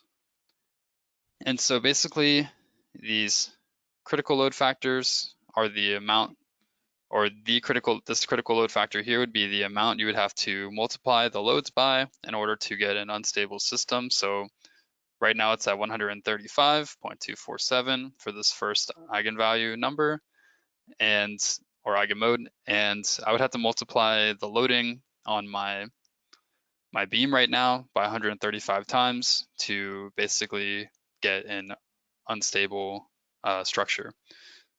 It can also be looked at as the total percent of the loads your structure can take. And then we have our effective lengths in this next table here, table 2.2. So we can get a better look, or we have our effective lengths, and we can also take a look at these effective lengths or our results graphically. If I go down here and hit graphics. So right now I'm looking at my first eigenmode 1. I can also make this yellow line here, the deformation of my column, colored. So if I go to display, and then under display, I scroll down here to results, and then I go to deformations and members, and then I go down here to cross sections colored. I can turn that on, and now I can get a better look at the eigenvalue, and it's color coded and everything. So we can get a better look at exactly where on this column those results are taking place. I can go back here to the tab in here, factors, in my panel, and I can simply scroll through my different eigenmodes. So you can see what those look like. We're mostly focused on eigenmode 1, and I think it's clear that the column will first be unstable in its weak axes. So if we're looking at it, if anything, the weak axes will be the most unstable, and basically the weak axis for this column is in the y direction about the local z axes, and we can see that if I double click on it. So we have our z axes and our y axes, and we're going to have our weak axes bending about the z axis here. So, and another easy way to look at this is if I go to my info about cross section, I can then scroll down here to my modulus of elasticity, or to my moment of inertia. Here it is. So I can see my moment of inertia about the y-axis and z-axis, and you can see about the z-axis, my moment of inertia is a lot less. So another great way to see which axis is the weak axis. So we can close that. And yeah, so that's basically the reason why the column buckles about the z-axis. So now we can go back easily to RF stability by just going to my project navigator here, and you can see that out of all of my atom modules here, that RF stability has thicker text to it telling me that I have results or have data saved in it. Something else, so you can see we have our list of atom modules. Something else you can do is you can right click on any of them and you can set them as a favorite. So they're all under your favorites folder here. Another easy way to keep track of the ones you use the most. So I'll just simply double click on RF stability. And then we can take another look at our effective lengths here. So we have our effective length factors and our effective lengths depending on which eigenmode we're looking at, and then our critical load. And we can also show what it looks like when the structure is unstable. So this would be due to your loading being too high. So let's say I'll click OK, and I'll go back to, I can go up here to my dropdown and go back to my load case 1, and I can change my loading real quick to something that would make this column unstable. So I will turn this to, let's say, negative 14 kips, and I'll click OK. And right now I have my, let me just make sure that my method of analysis is linear. So right now it's set to second order. Let's see what happens if I have it set to second order with too high of a load. If I go into RF stability,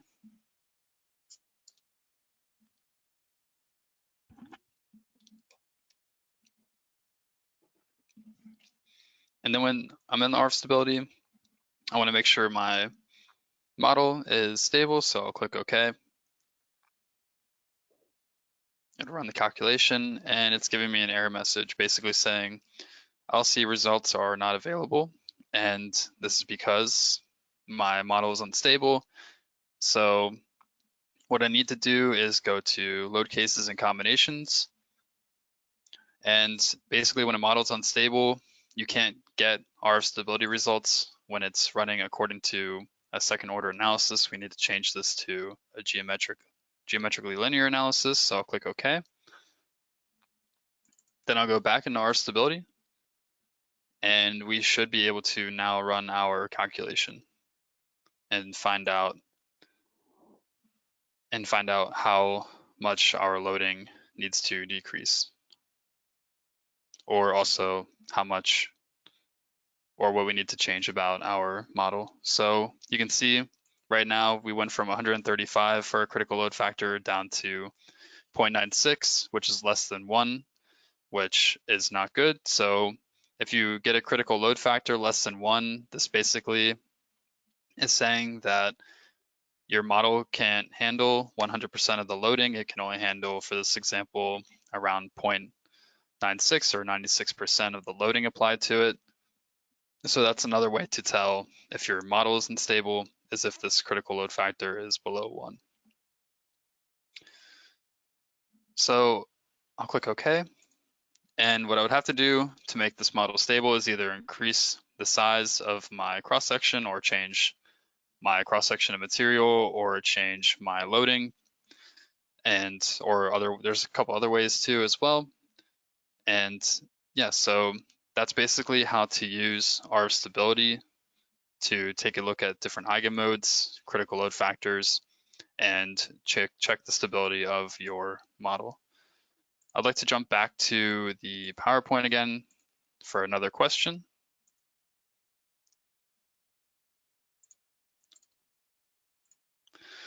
And this one is another true and false. So the statement is the critical load factor specifies which factor can be used to increase the stiffness until the structural system fails. And you have the two options, true or false.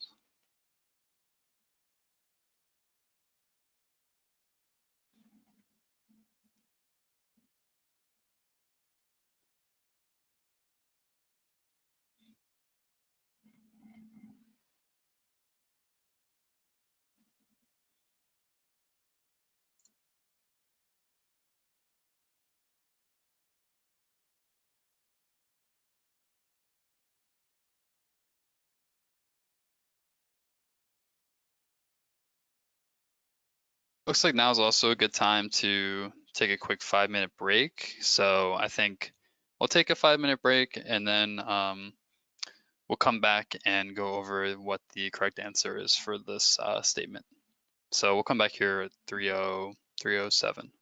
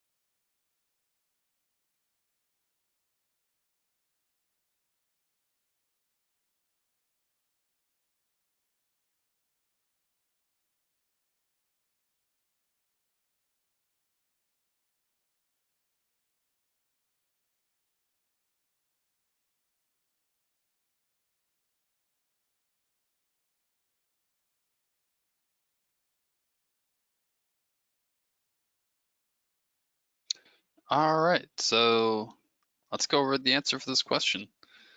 Again, the critical load factor specifies which factor can be used to increase the stiffness until the structural system fails, and that is true.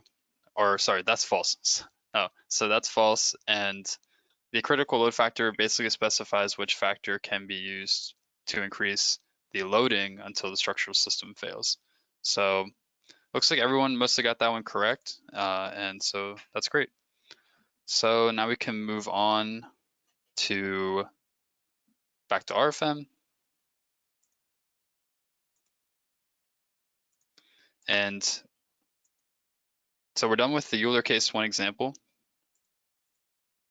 And so now we can move on to creating the moment frame.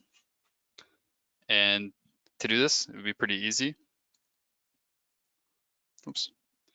So like I said, we can move back to RFM.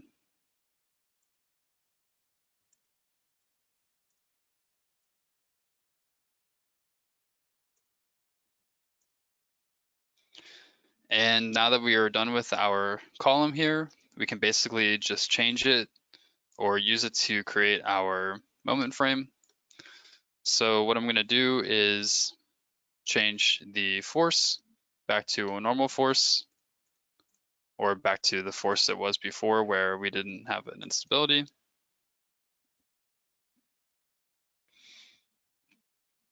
So I'm going to change it back to -5 kips. And then we can add our lateral force back in. And I'll click OK. And then basically we're just going to use this column as our first member for our moment frame here. So I'm just going to take this and hold Control and copy it over. Oop. Let's try that again. Move and copy it. And now I'm just going to basically do that one more time.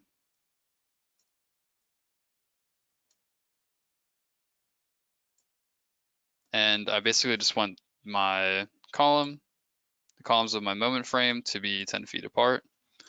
And what I can do to change my height of my two columns here pretty quickly is I can just drag from left to right, and then I can double click on the nodes here and edit them. And if one of the coordinates for your nodes is the same as the other node, you'll see that you can change it. So the coordinate for these two nodes that I highlighted, 4 and 6, have the same z coordinate. So I'm going to change this from 30 feet to 10 feet, and it'll shrink down both my columns here to 10 feet. And now I just need to basically add in my beam to connect my two columns here. So I'll go up here to new single member. And I'm going to create a new member from the cross-section library.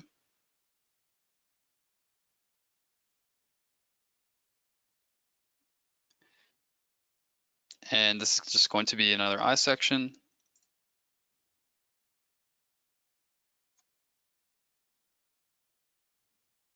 And then I'm going to scroll down. This section is going to be an 8 by 15. And I'm going to keep the same material. Click OK. Click OK again. And then I'm going to simply just draw this beam and connect both of my columns. So I'll right click, and now I have my moment frame basically. I'm going to take out both of the lateral forces here by just holding Control and selecting both of my loads and deleting my lateral force. I'm gonna hit OK. So now we basically just have our moment frame here. And what I can do is run my calculation.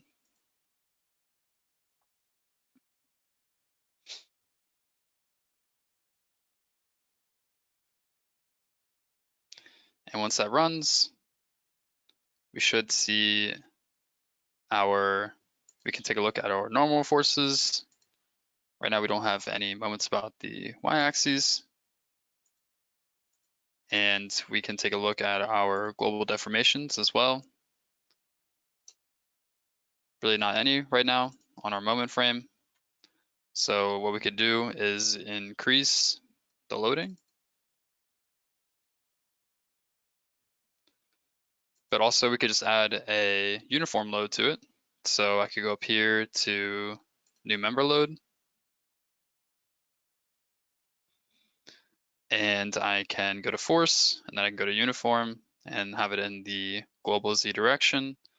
And then I can apply something like -3 kips per feet. Hit OK. And I can just apply that to our beam here and rerun our calculation. And we should see some more interesting results.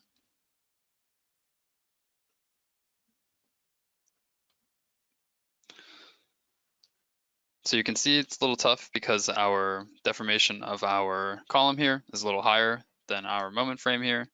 So if I went to view, visibilities, and did this by member cross section, you can see we have a little bit of a better view of our deformations here, of our cross section. We can also get a better view of our internal forces or our moment diagram on our beam here. And we could also just turn off our views and then again see the results on the rest of our frame here. And we can also then go up here and scroll down and choose our RF stability case here, and then we can run our RF stability results.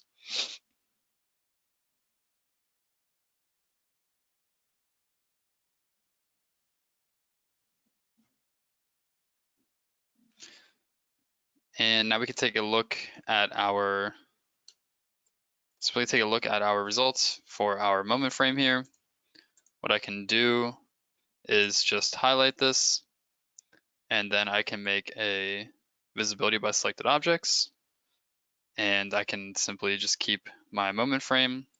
I can right click and turn off show hidden objects in the background, and then I can go over here to filter, and I can specifically just show the results of the moment frame filtered.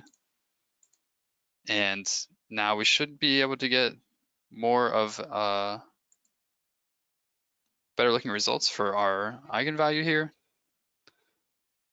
So if we go into general data, and then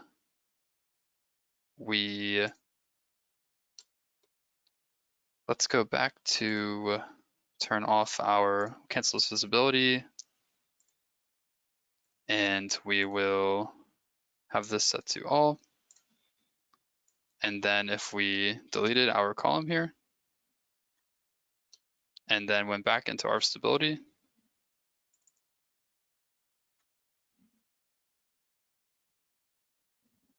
and ran the calculation,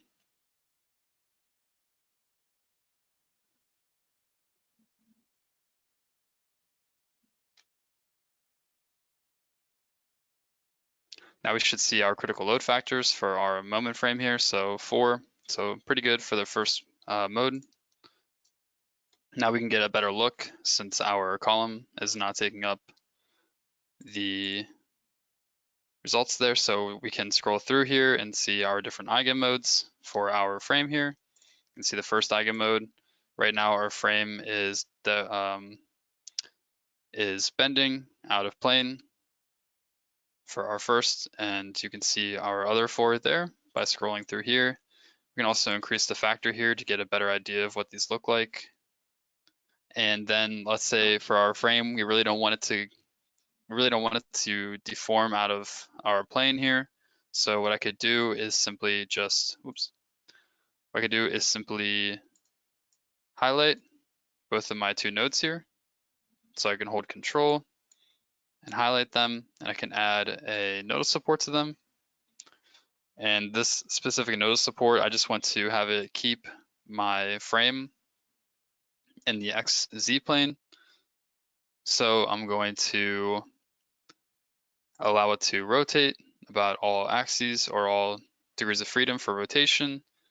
And then I'm going to allow it to simply just not be able to move out of in the Y direction. So it can move in the X and Z direction. So we can click OK. And this will basically allow it to move up and down and left and right, just not forward and back, and rotate. So now we can now see what this looks like, and you'll see that it'll keep it in plane, and we should have a lower critical load factor. Or higher critical load factor.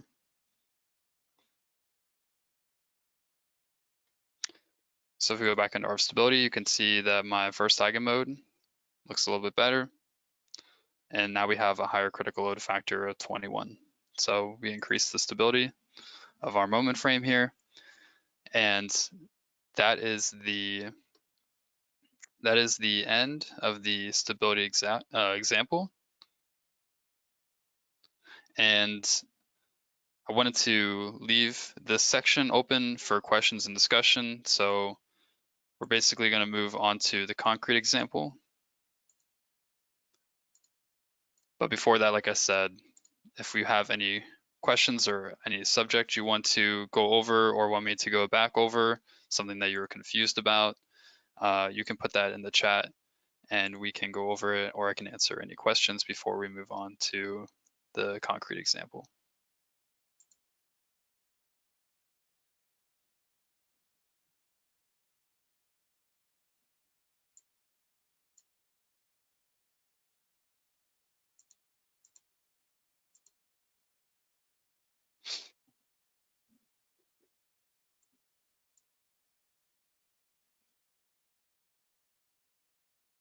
So while you're typing or asking the question, I'll just simply move on to the concrete model, but I will stop and we can discuss anything or go back over anything if something comes up.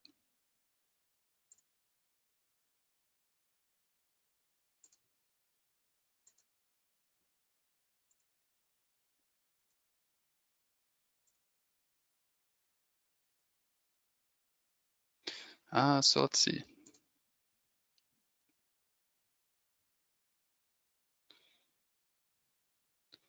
So yeah, so it looks like the other question was training module be available for future reference. Not sure about that question. It seems so. I think this is just referring to the training today being recorded. Oh, okay. All right. Yep. So yeah, this training is recorded and will be accessible to you guys afterwards. Not right afterwards, but within a day or two. So yeah. So yeah, so let's move on to, I'll just move on and keep going over the concrete model, but if anything pops up, we can go over that then. So again, create a new model. We can go up here to new model. And this new model will be the concrete model.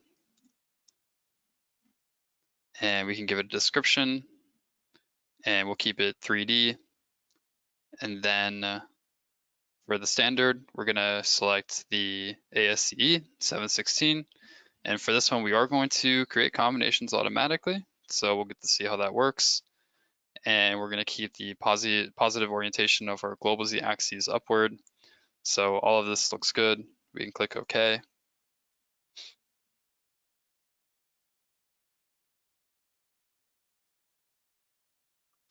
And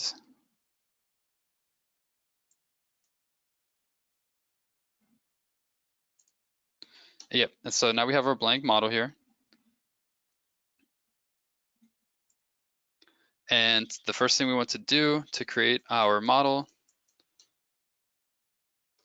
is to first create the floor. So we want to create our floor slab of our concrete model here. And to do this, we are going to use the new rectangular surface tool and then choose our material. So we want to go to import new material from material library. And we're going to go under concrete and then standard. So we'll just, for this example, use the ACI and the most recent standard, 4,000 PSI concrete. And we'll keep this all the same, 8-inch thickness. Then we'll click OK. And basically the floor of the structure is going to be 46 inches or 46 feet by 40 feet. And one thing I'd like to point out, well actually, so our grid is the correct size, it's 50 by 50. So no need to worry about that.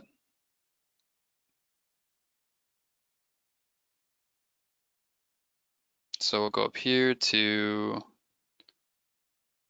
46 by 40. And now we have our floor slab down. And now the next thing we want to do is basically create the columns that are going to be supporting our ceiling. So I'm going to go over here on the very left-hand side, and I'm going to select my node here on the origin. And then I'm going to go up to my move/copy tool. And I'm going to make one copy of that node. And then I'm going to move it 2 feet in the X direction and 2 feet in the Y direction. And I'm going to click OK. And now I have my first node placed here, which will act as my base for my column. And now I just want to do basically the same thing, just create two other nodes. And I'm going to again use the move/and/or copy tool and make 2 copies of that. But I'm going to only have it be displaced in the X direction, 16 feet. So I'll click OK. And now my corner node over here, I'm going to also make a copy of, but this time I'm just going to hold Control and move it. Oops. Hold Control and then move it. There we go, make a copy of it. So now we have our first row of nodes here. And now I'm going to basically make a copy of this row of nodes. So to do that, I can simply rotate my model here and then hold down Alt. Oops. I can hold down Alt and then that allows me to highlight over top of the surface here, allow me to select my row of columns here. And then I'm going to use the move/and/or copy tool and move that 13 feet in the Y direction. But I'm only going to make, so 2 copies. Then I can click OK. And now I have my slab here with my rows of nodes. Now I'm going to turn on, so I can also turn on and show the numbering of my elements here in my work window by just right-clicking and going to show numbering. So now we can see the number of our nodes and also the number of our surface and lines here. And then we need to divide our line. So we can divide our line, our left-hand side line here to create our boundaries for our walls. So I can divide line, and I can do that graphically. And I want to divide my line right here. And then I want to do the same thing for this line up here, right about at here, to line up with my rows of nodes here. So I'll click OK. And now we have our lines here divided. and I can now create a semicircle surface. So this structure is going to have a spiral staircase on the right hand side of it here, and so I can create a different shape surface here. And to do that, if I go up here to my new rectangular surface tool, I can hit this little arrow here and I can get a nice drop down, and you'll see we have a bunch of different shapes here. So we have rectangle, circle, semicircle, ellipse, and polygon if you want that. And then also you can draw out your lines anywhere on the grid and then select the boundary lines and create a different shaped surface like that. So I'll select semicircle, and then everything here is defined correctly, so I'll click OK. And now I'm going to just choose the center of my semicircle, and that's going to be 7 feet. Well, it has a radius of 7 feet, so I'm going to choose it 7 feet from that top corner. So that should be at 33. Then I can choose that center and click a second time on the corner node there. And now I have my semicircle surface drawn here. So that's all good. And now we can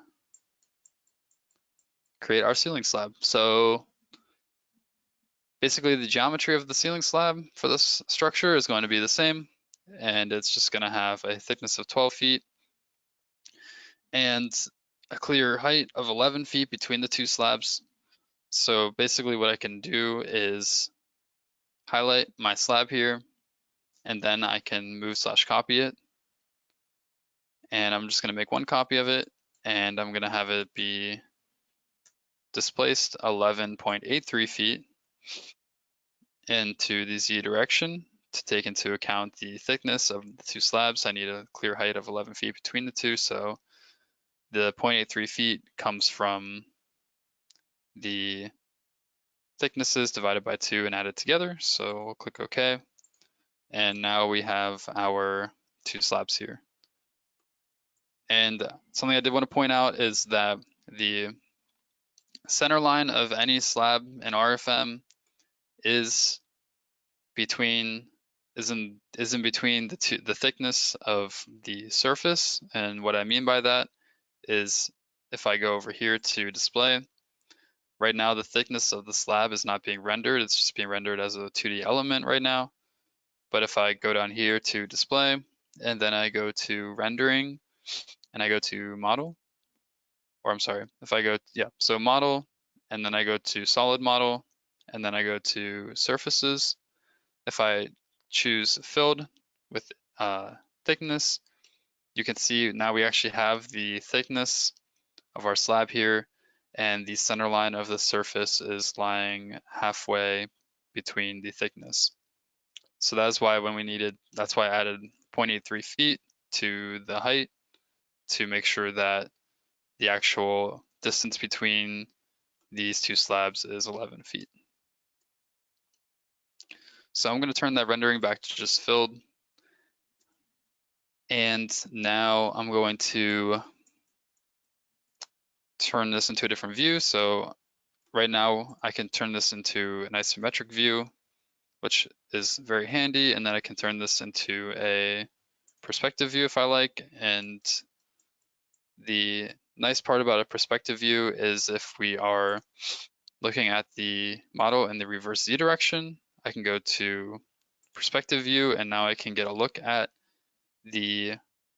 both the ceiling slab and the floor slab.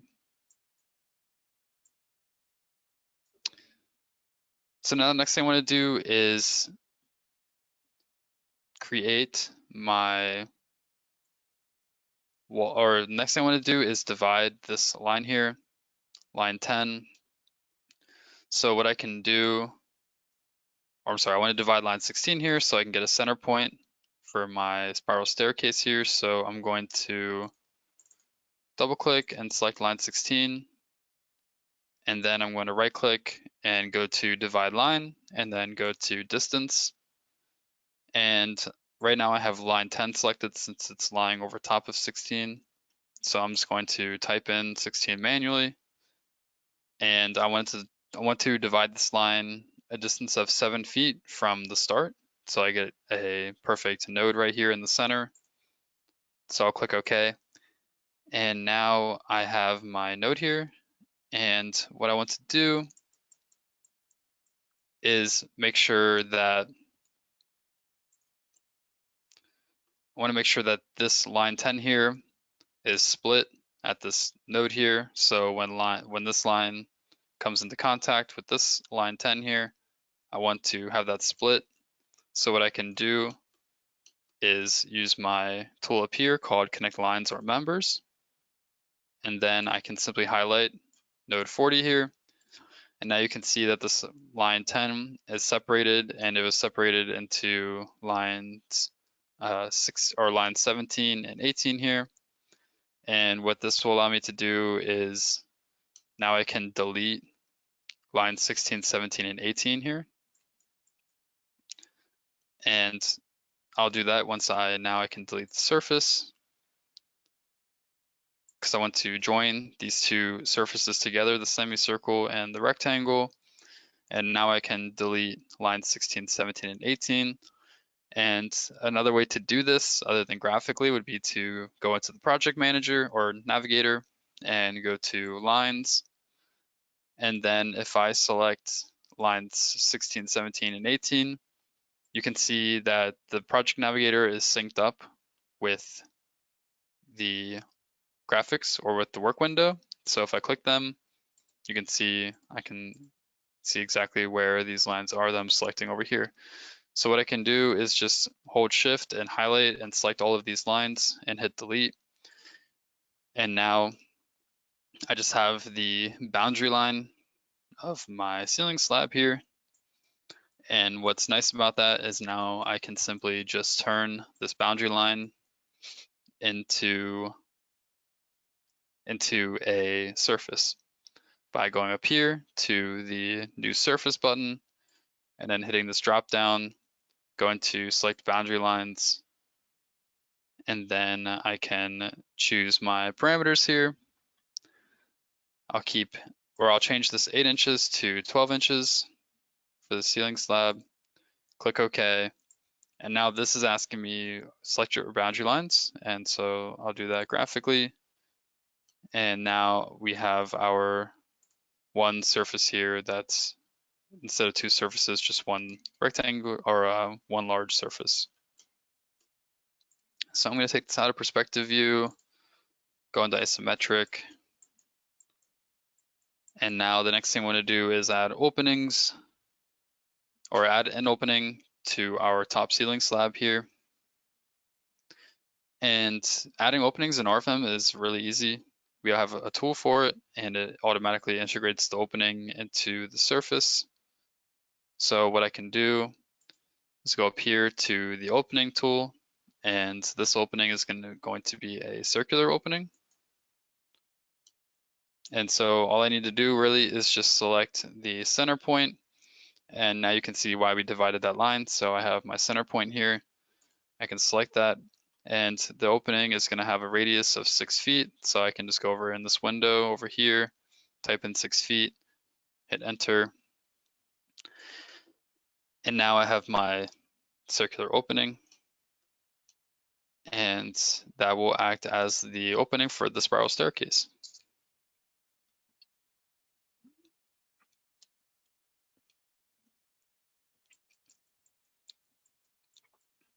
Now the next thing I want to do is add the walls to our model here. So I'm going to rotate this so the right hand side is facing the front here. And basically to add in the walls here, we just want to define our boundary lines. So really easy.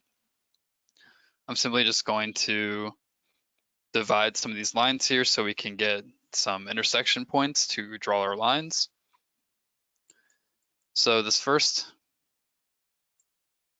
line is going to be at 7 feet away from node 20 here. So we actually don't need to divide the lines. We can simply just go up here to new line.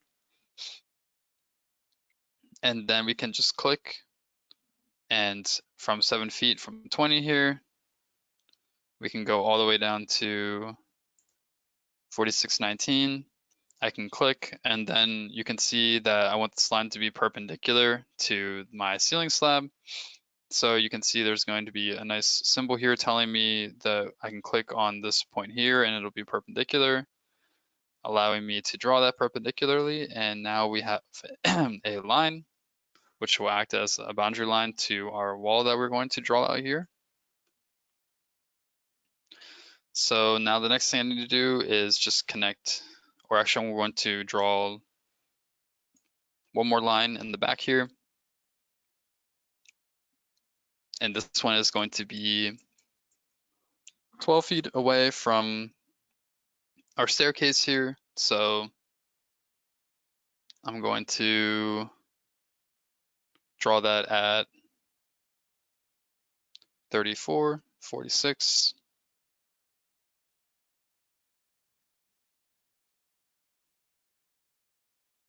Oops.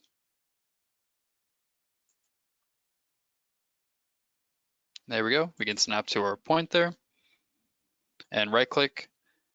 And now we have two lines here. And now all we have to do is connect some more nodes here. So nodes 20 and 40 will be connected. And then 3 and 23. 18 and 38. 4 and 20. And then last but not least, 17 and 37. So now that we have all of our lines for our walls here, I can right click and exit out of that tool. And all we have to do now is use the, well, first before we make any of our walls, we need to use the connect line / members tool and simply just highlight our whole model. And that will split up any intersections with the lines, creating new lines. And now we can use the tool select boundary lines. And with this, I can simply just select the boundary lines to create my surface. These walls are going to be 8 inches thick. And then our concrete is going to be the same, 4,000 PSI. So we'll click OK. And now I can simply just select the boundary lines. So make sure that you select the adjacent ones so they're connected. So you can't select any lines that are not connected to the line you first selected. So make sure they're in a chain.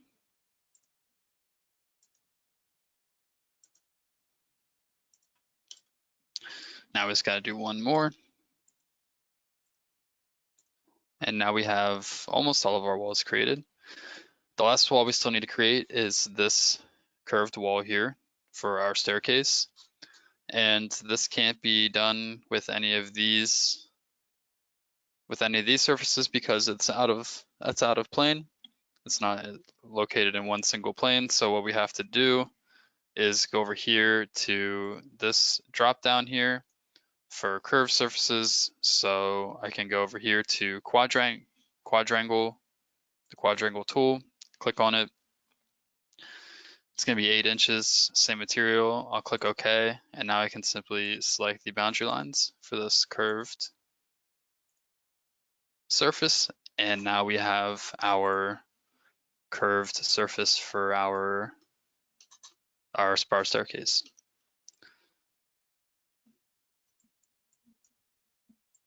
Next thing we're going to do is create our columns. And one other thing I did forget to do is we did have one more wall to create. We do have one load bearing wall right in the center here that connects nodes 18, 38, 34, and 14. And to create this wall, we can use the rectangular surface tool, but we do need to make sure that our work plane is in this plane here. So what I need to do is change this to the YZ plane. And now my work plane is in the YZ plane, but I need to get it right here at node 18. So what I can do is change the origin of my work plane. And to do that, I can go up here to set origin of grid/work plane. And I can click on any of these nodes. I'm going to click on 18. So now our work plane is in the plane of where our load-bearing wall is going to go, connecting all 4 of these nodes. And now I can go up here to rectangle. I can hit OK. And now I can just simply select the 2 points that are going to make up my load-bearing wall.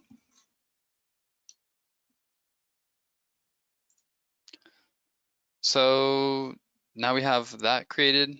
I'm going to turn this back into my XY plane.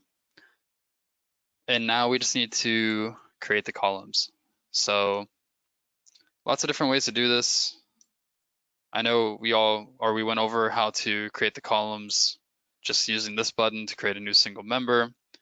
A different way to do this would be to create a new line. So we could create a new line and connect these 2 nodes here, 5 and 25. And this is useful. Let's say you just have this line already created and you want to turn it into a member.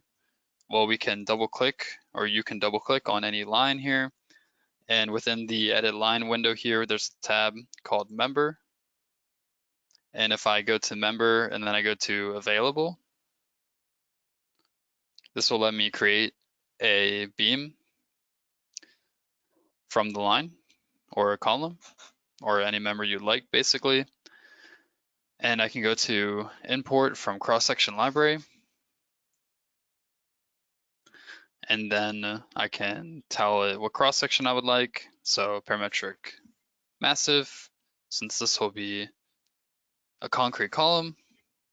And then the base of this concrete column is going to be 14 inches by 14 inches.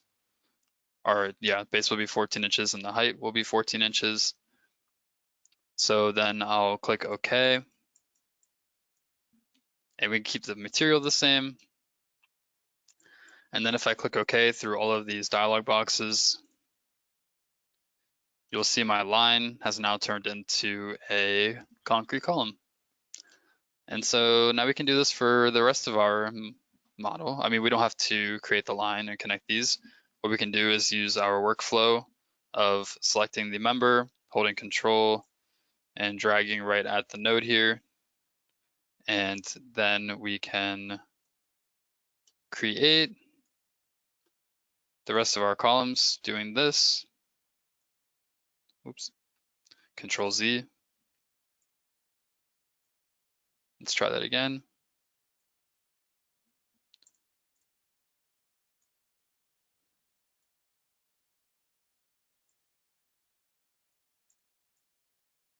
And then we will have our row of columns.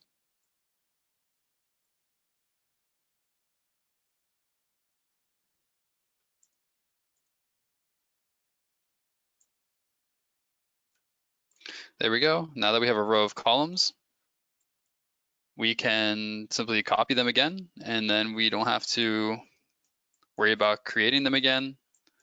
So one thing I would just like to show is if we go to our table, for example, if I wanted to see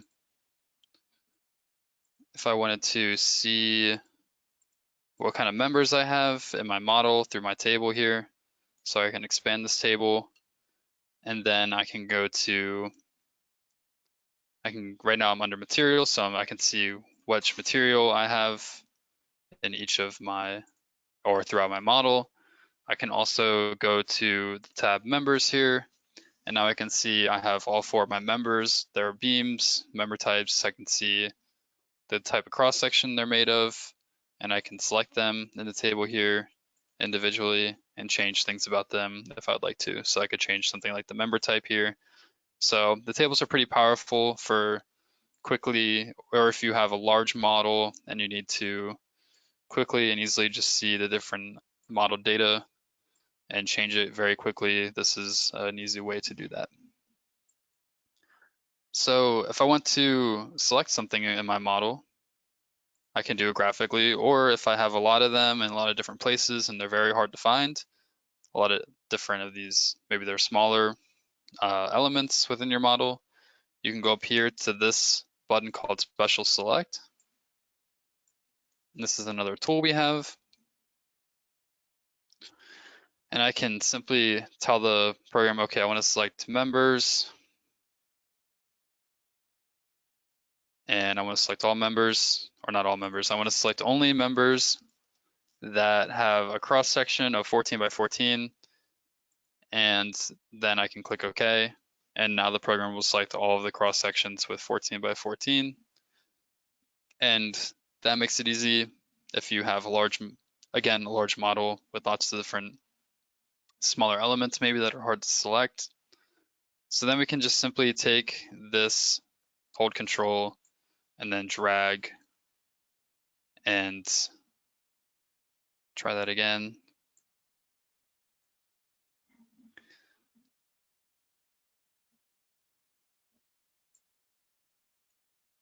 There we go. So now we have our copy of our columns. And the next thing we need to do is just add one more column to connect nodes 15 and 35 here. And then we'll be done creating our columns.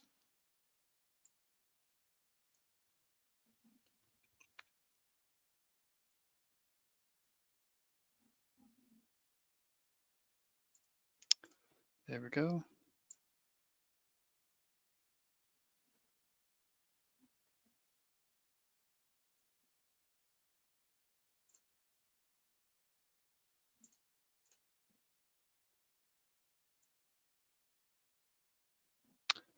All right.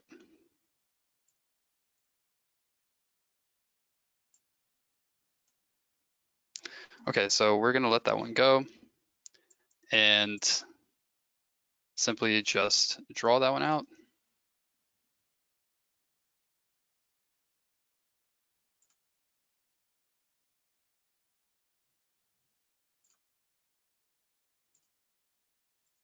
There we go. And now we have our columns created. And now we just need to create our last element, which will be our downstand beam. And that will connect from 37 to our load bearing wall to our column over here. I can simply just delete node 33 here as we don't need it. And I can go up here to create my new single member.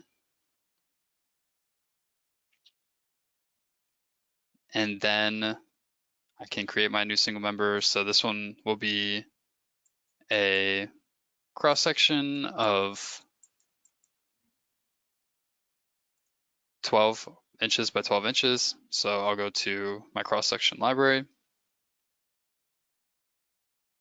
And then again, this will be a parametric rectangular section. And it'll be 12 inches by 12 inches.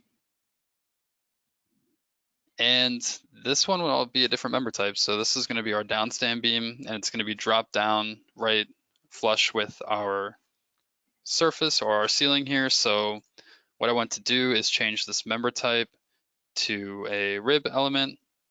And so what a rib element will be also have integrated widths with it. So what I can do now is changing this to a rib element. I get this edit member type button here.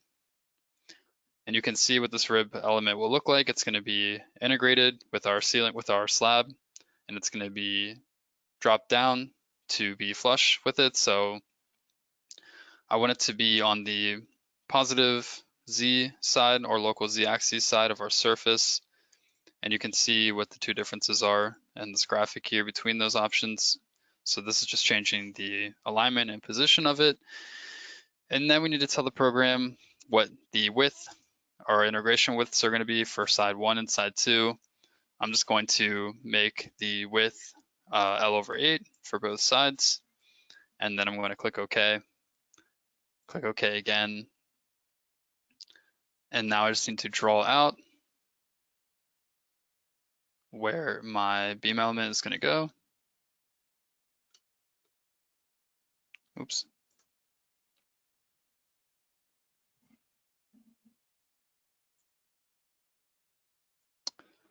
All right, so first we're going to draw the line connecting 37 to 34 and then 34 to 35.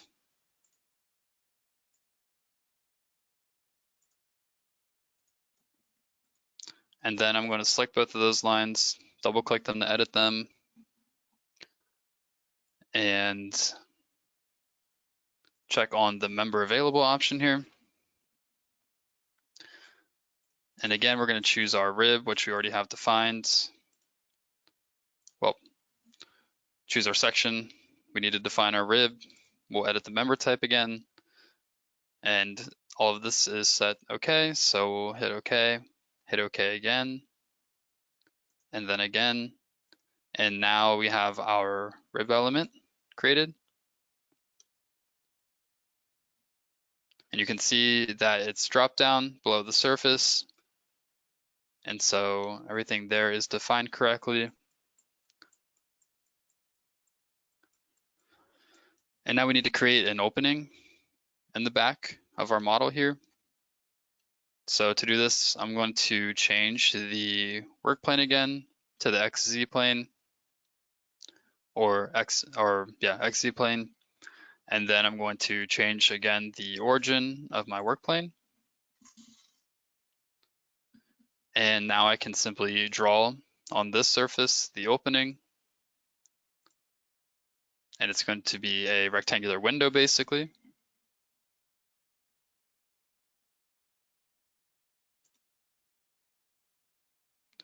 And it's going to be 9 feet wide and 5 feet high.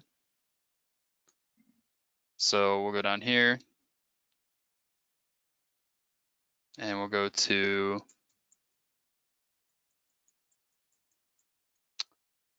the coordinates 3, 0, 5.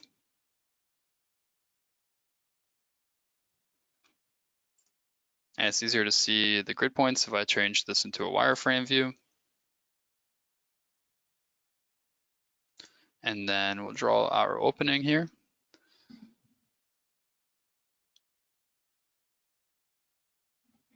And this one will be,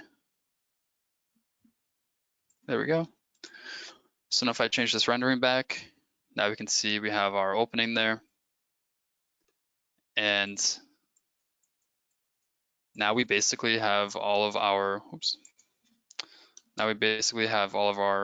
model created, and the next thing we need to do is add some supports to it.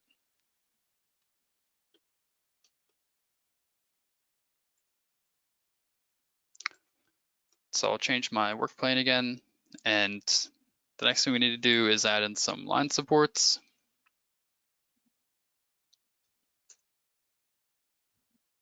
So we'll go up to our line support tool here, and we can add in our hinge line supports here.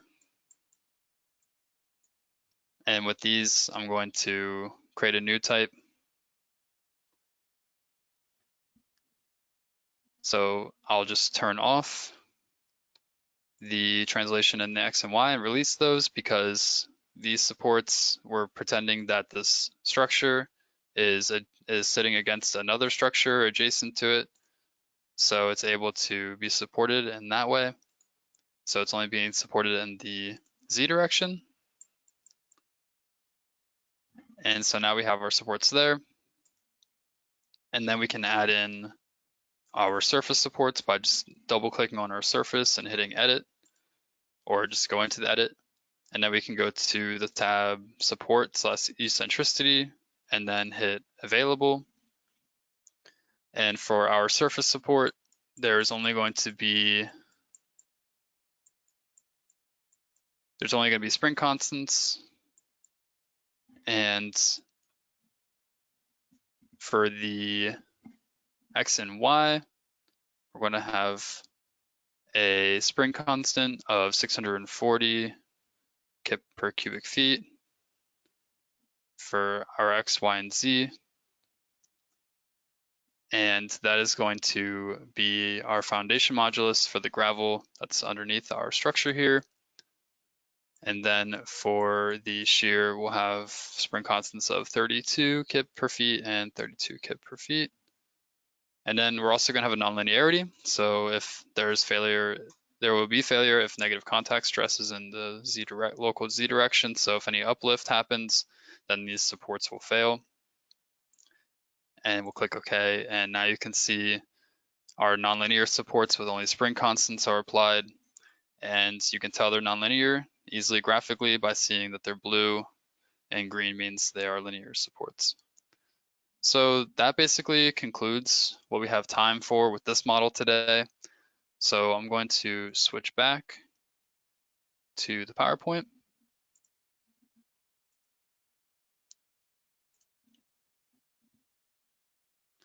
And just to conclude, if anybody has any questions, please feel free to ask them. I don't think there's any more questions after, yep, no more questions after the Euler case example. So yeah, we'll just leave this last minute or two for questions if anybody has any extras. I can try to quickly answer those and clarify anything. I see a question. So how do we get the spring constants? So the spring constants, I'll switch back real quick to RFEM. The spring constants, basically, to get those is you release any direction. And once you can see right now it's grayed out because it's fully fixed. But if I unrelease this, then I now have a spring constant that I can add. So as long as it's not fully fixed, you can get a spring constant. And I'd also like to add that this is information that the engineer might get from the geotech report. This is not something that we can necessarily give advice on. It depends on your soil parameters. And again, most likely this comes from the geotechnical report where they give you a soil spring stiffness. Yep. Yeah, thanks for that clarification, Amy. Yeah, that was mostly for example purposes. So yeah. So I'll hop back. And if there aren't any more questions, well, if there are any more questions, you can email us and I'll go through our contact email and everything. So yeah, I don't think there doesn't look like there's any more questions. So basically I'll start concluding. So we do have some free online services on our website. I just wanted to point out, we have our GeoZone tool. We also have our cross-section properties library there on our website, which is handy. We have FAQ and knowledge base articles that are very handy for new users and beginners. I use that a lot as well, so it's very helpful to find things on there and help you with any aspect that you're having a question about with modeling and the knowledge base articles or any frequently asked questions you have. We also have a section on our website for models to download, so you can always take a look at those and download some models and get a look at some different designs there. We also have our YouTube channel that includes webinars and short tutorial videos, also very helpful for new users or even experienced users if you're just looking for different things to get into, different designs and things like that. We also have our web shop with prices and then our trial license as well on our website. And the most important feature is we offer free support via email and chat. So you will find our email down here at the bottom, info-us@doolittle.com. If you have any issues with any of your models or if you have any questions, please feel free to send them in or ask us questions through this email. We'll be gladly to answer them. We also have our phone number as well down here, so give us a call. And again, feel free to check out our website with our videos, recorded webinars. We have new newsletters on there, along with the other events and conferences we give, and also our knowledge base articles, which I find very helpful as well. So yeah, I would just like to thank everyone for attending. And one last thing, there will be an evaluation that we give after this webinar is ended. So please fill that out and give us your feedback on how you think the training was. If we need to fix anything or improve on anything, that would be greatly appreciated. Thank you very much for attending, and I hope everyone has a good rest of their day and a safe week. So thank you again, and have a good day. Bye.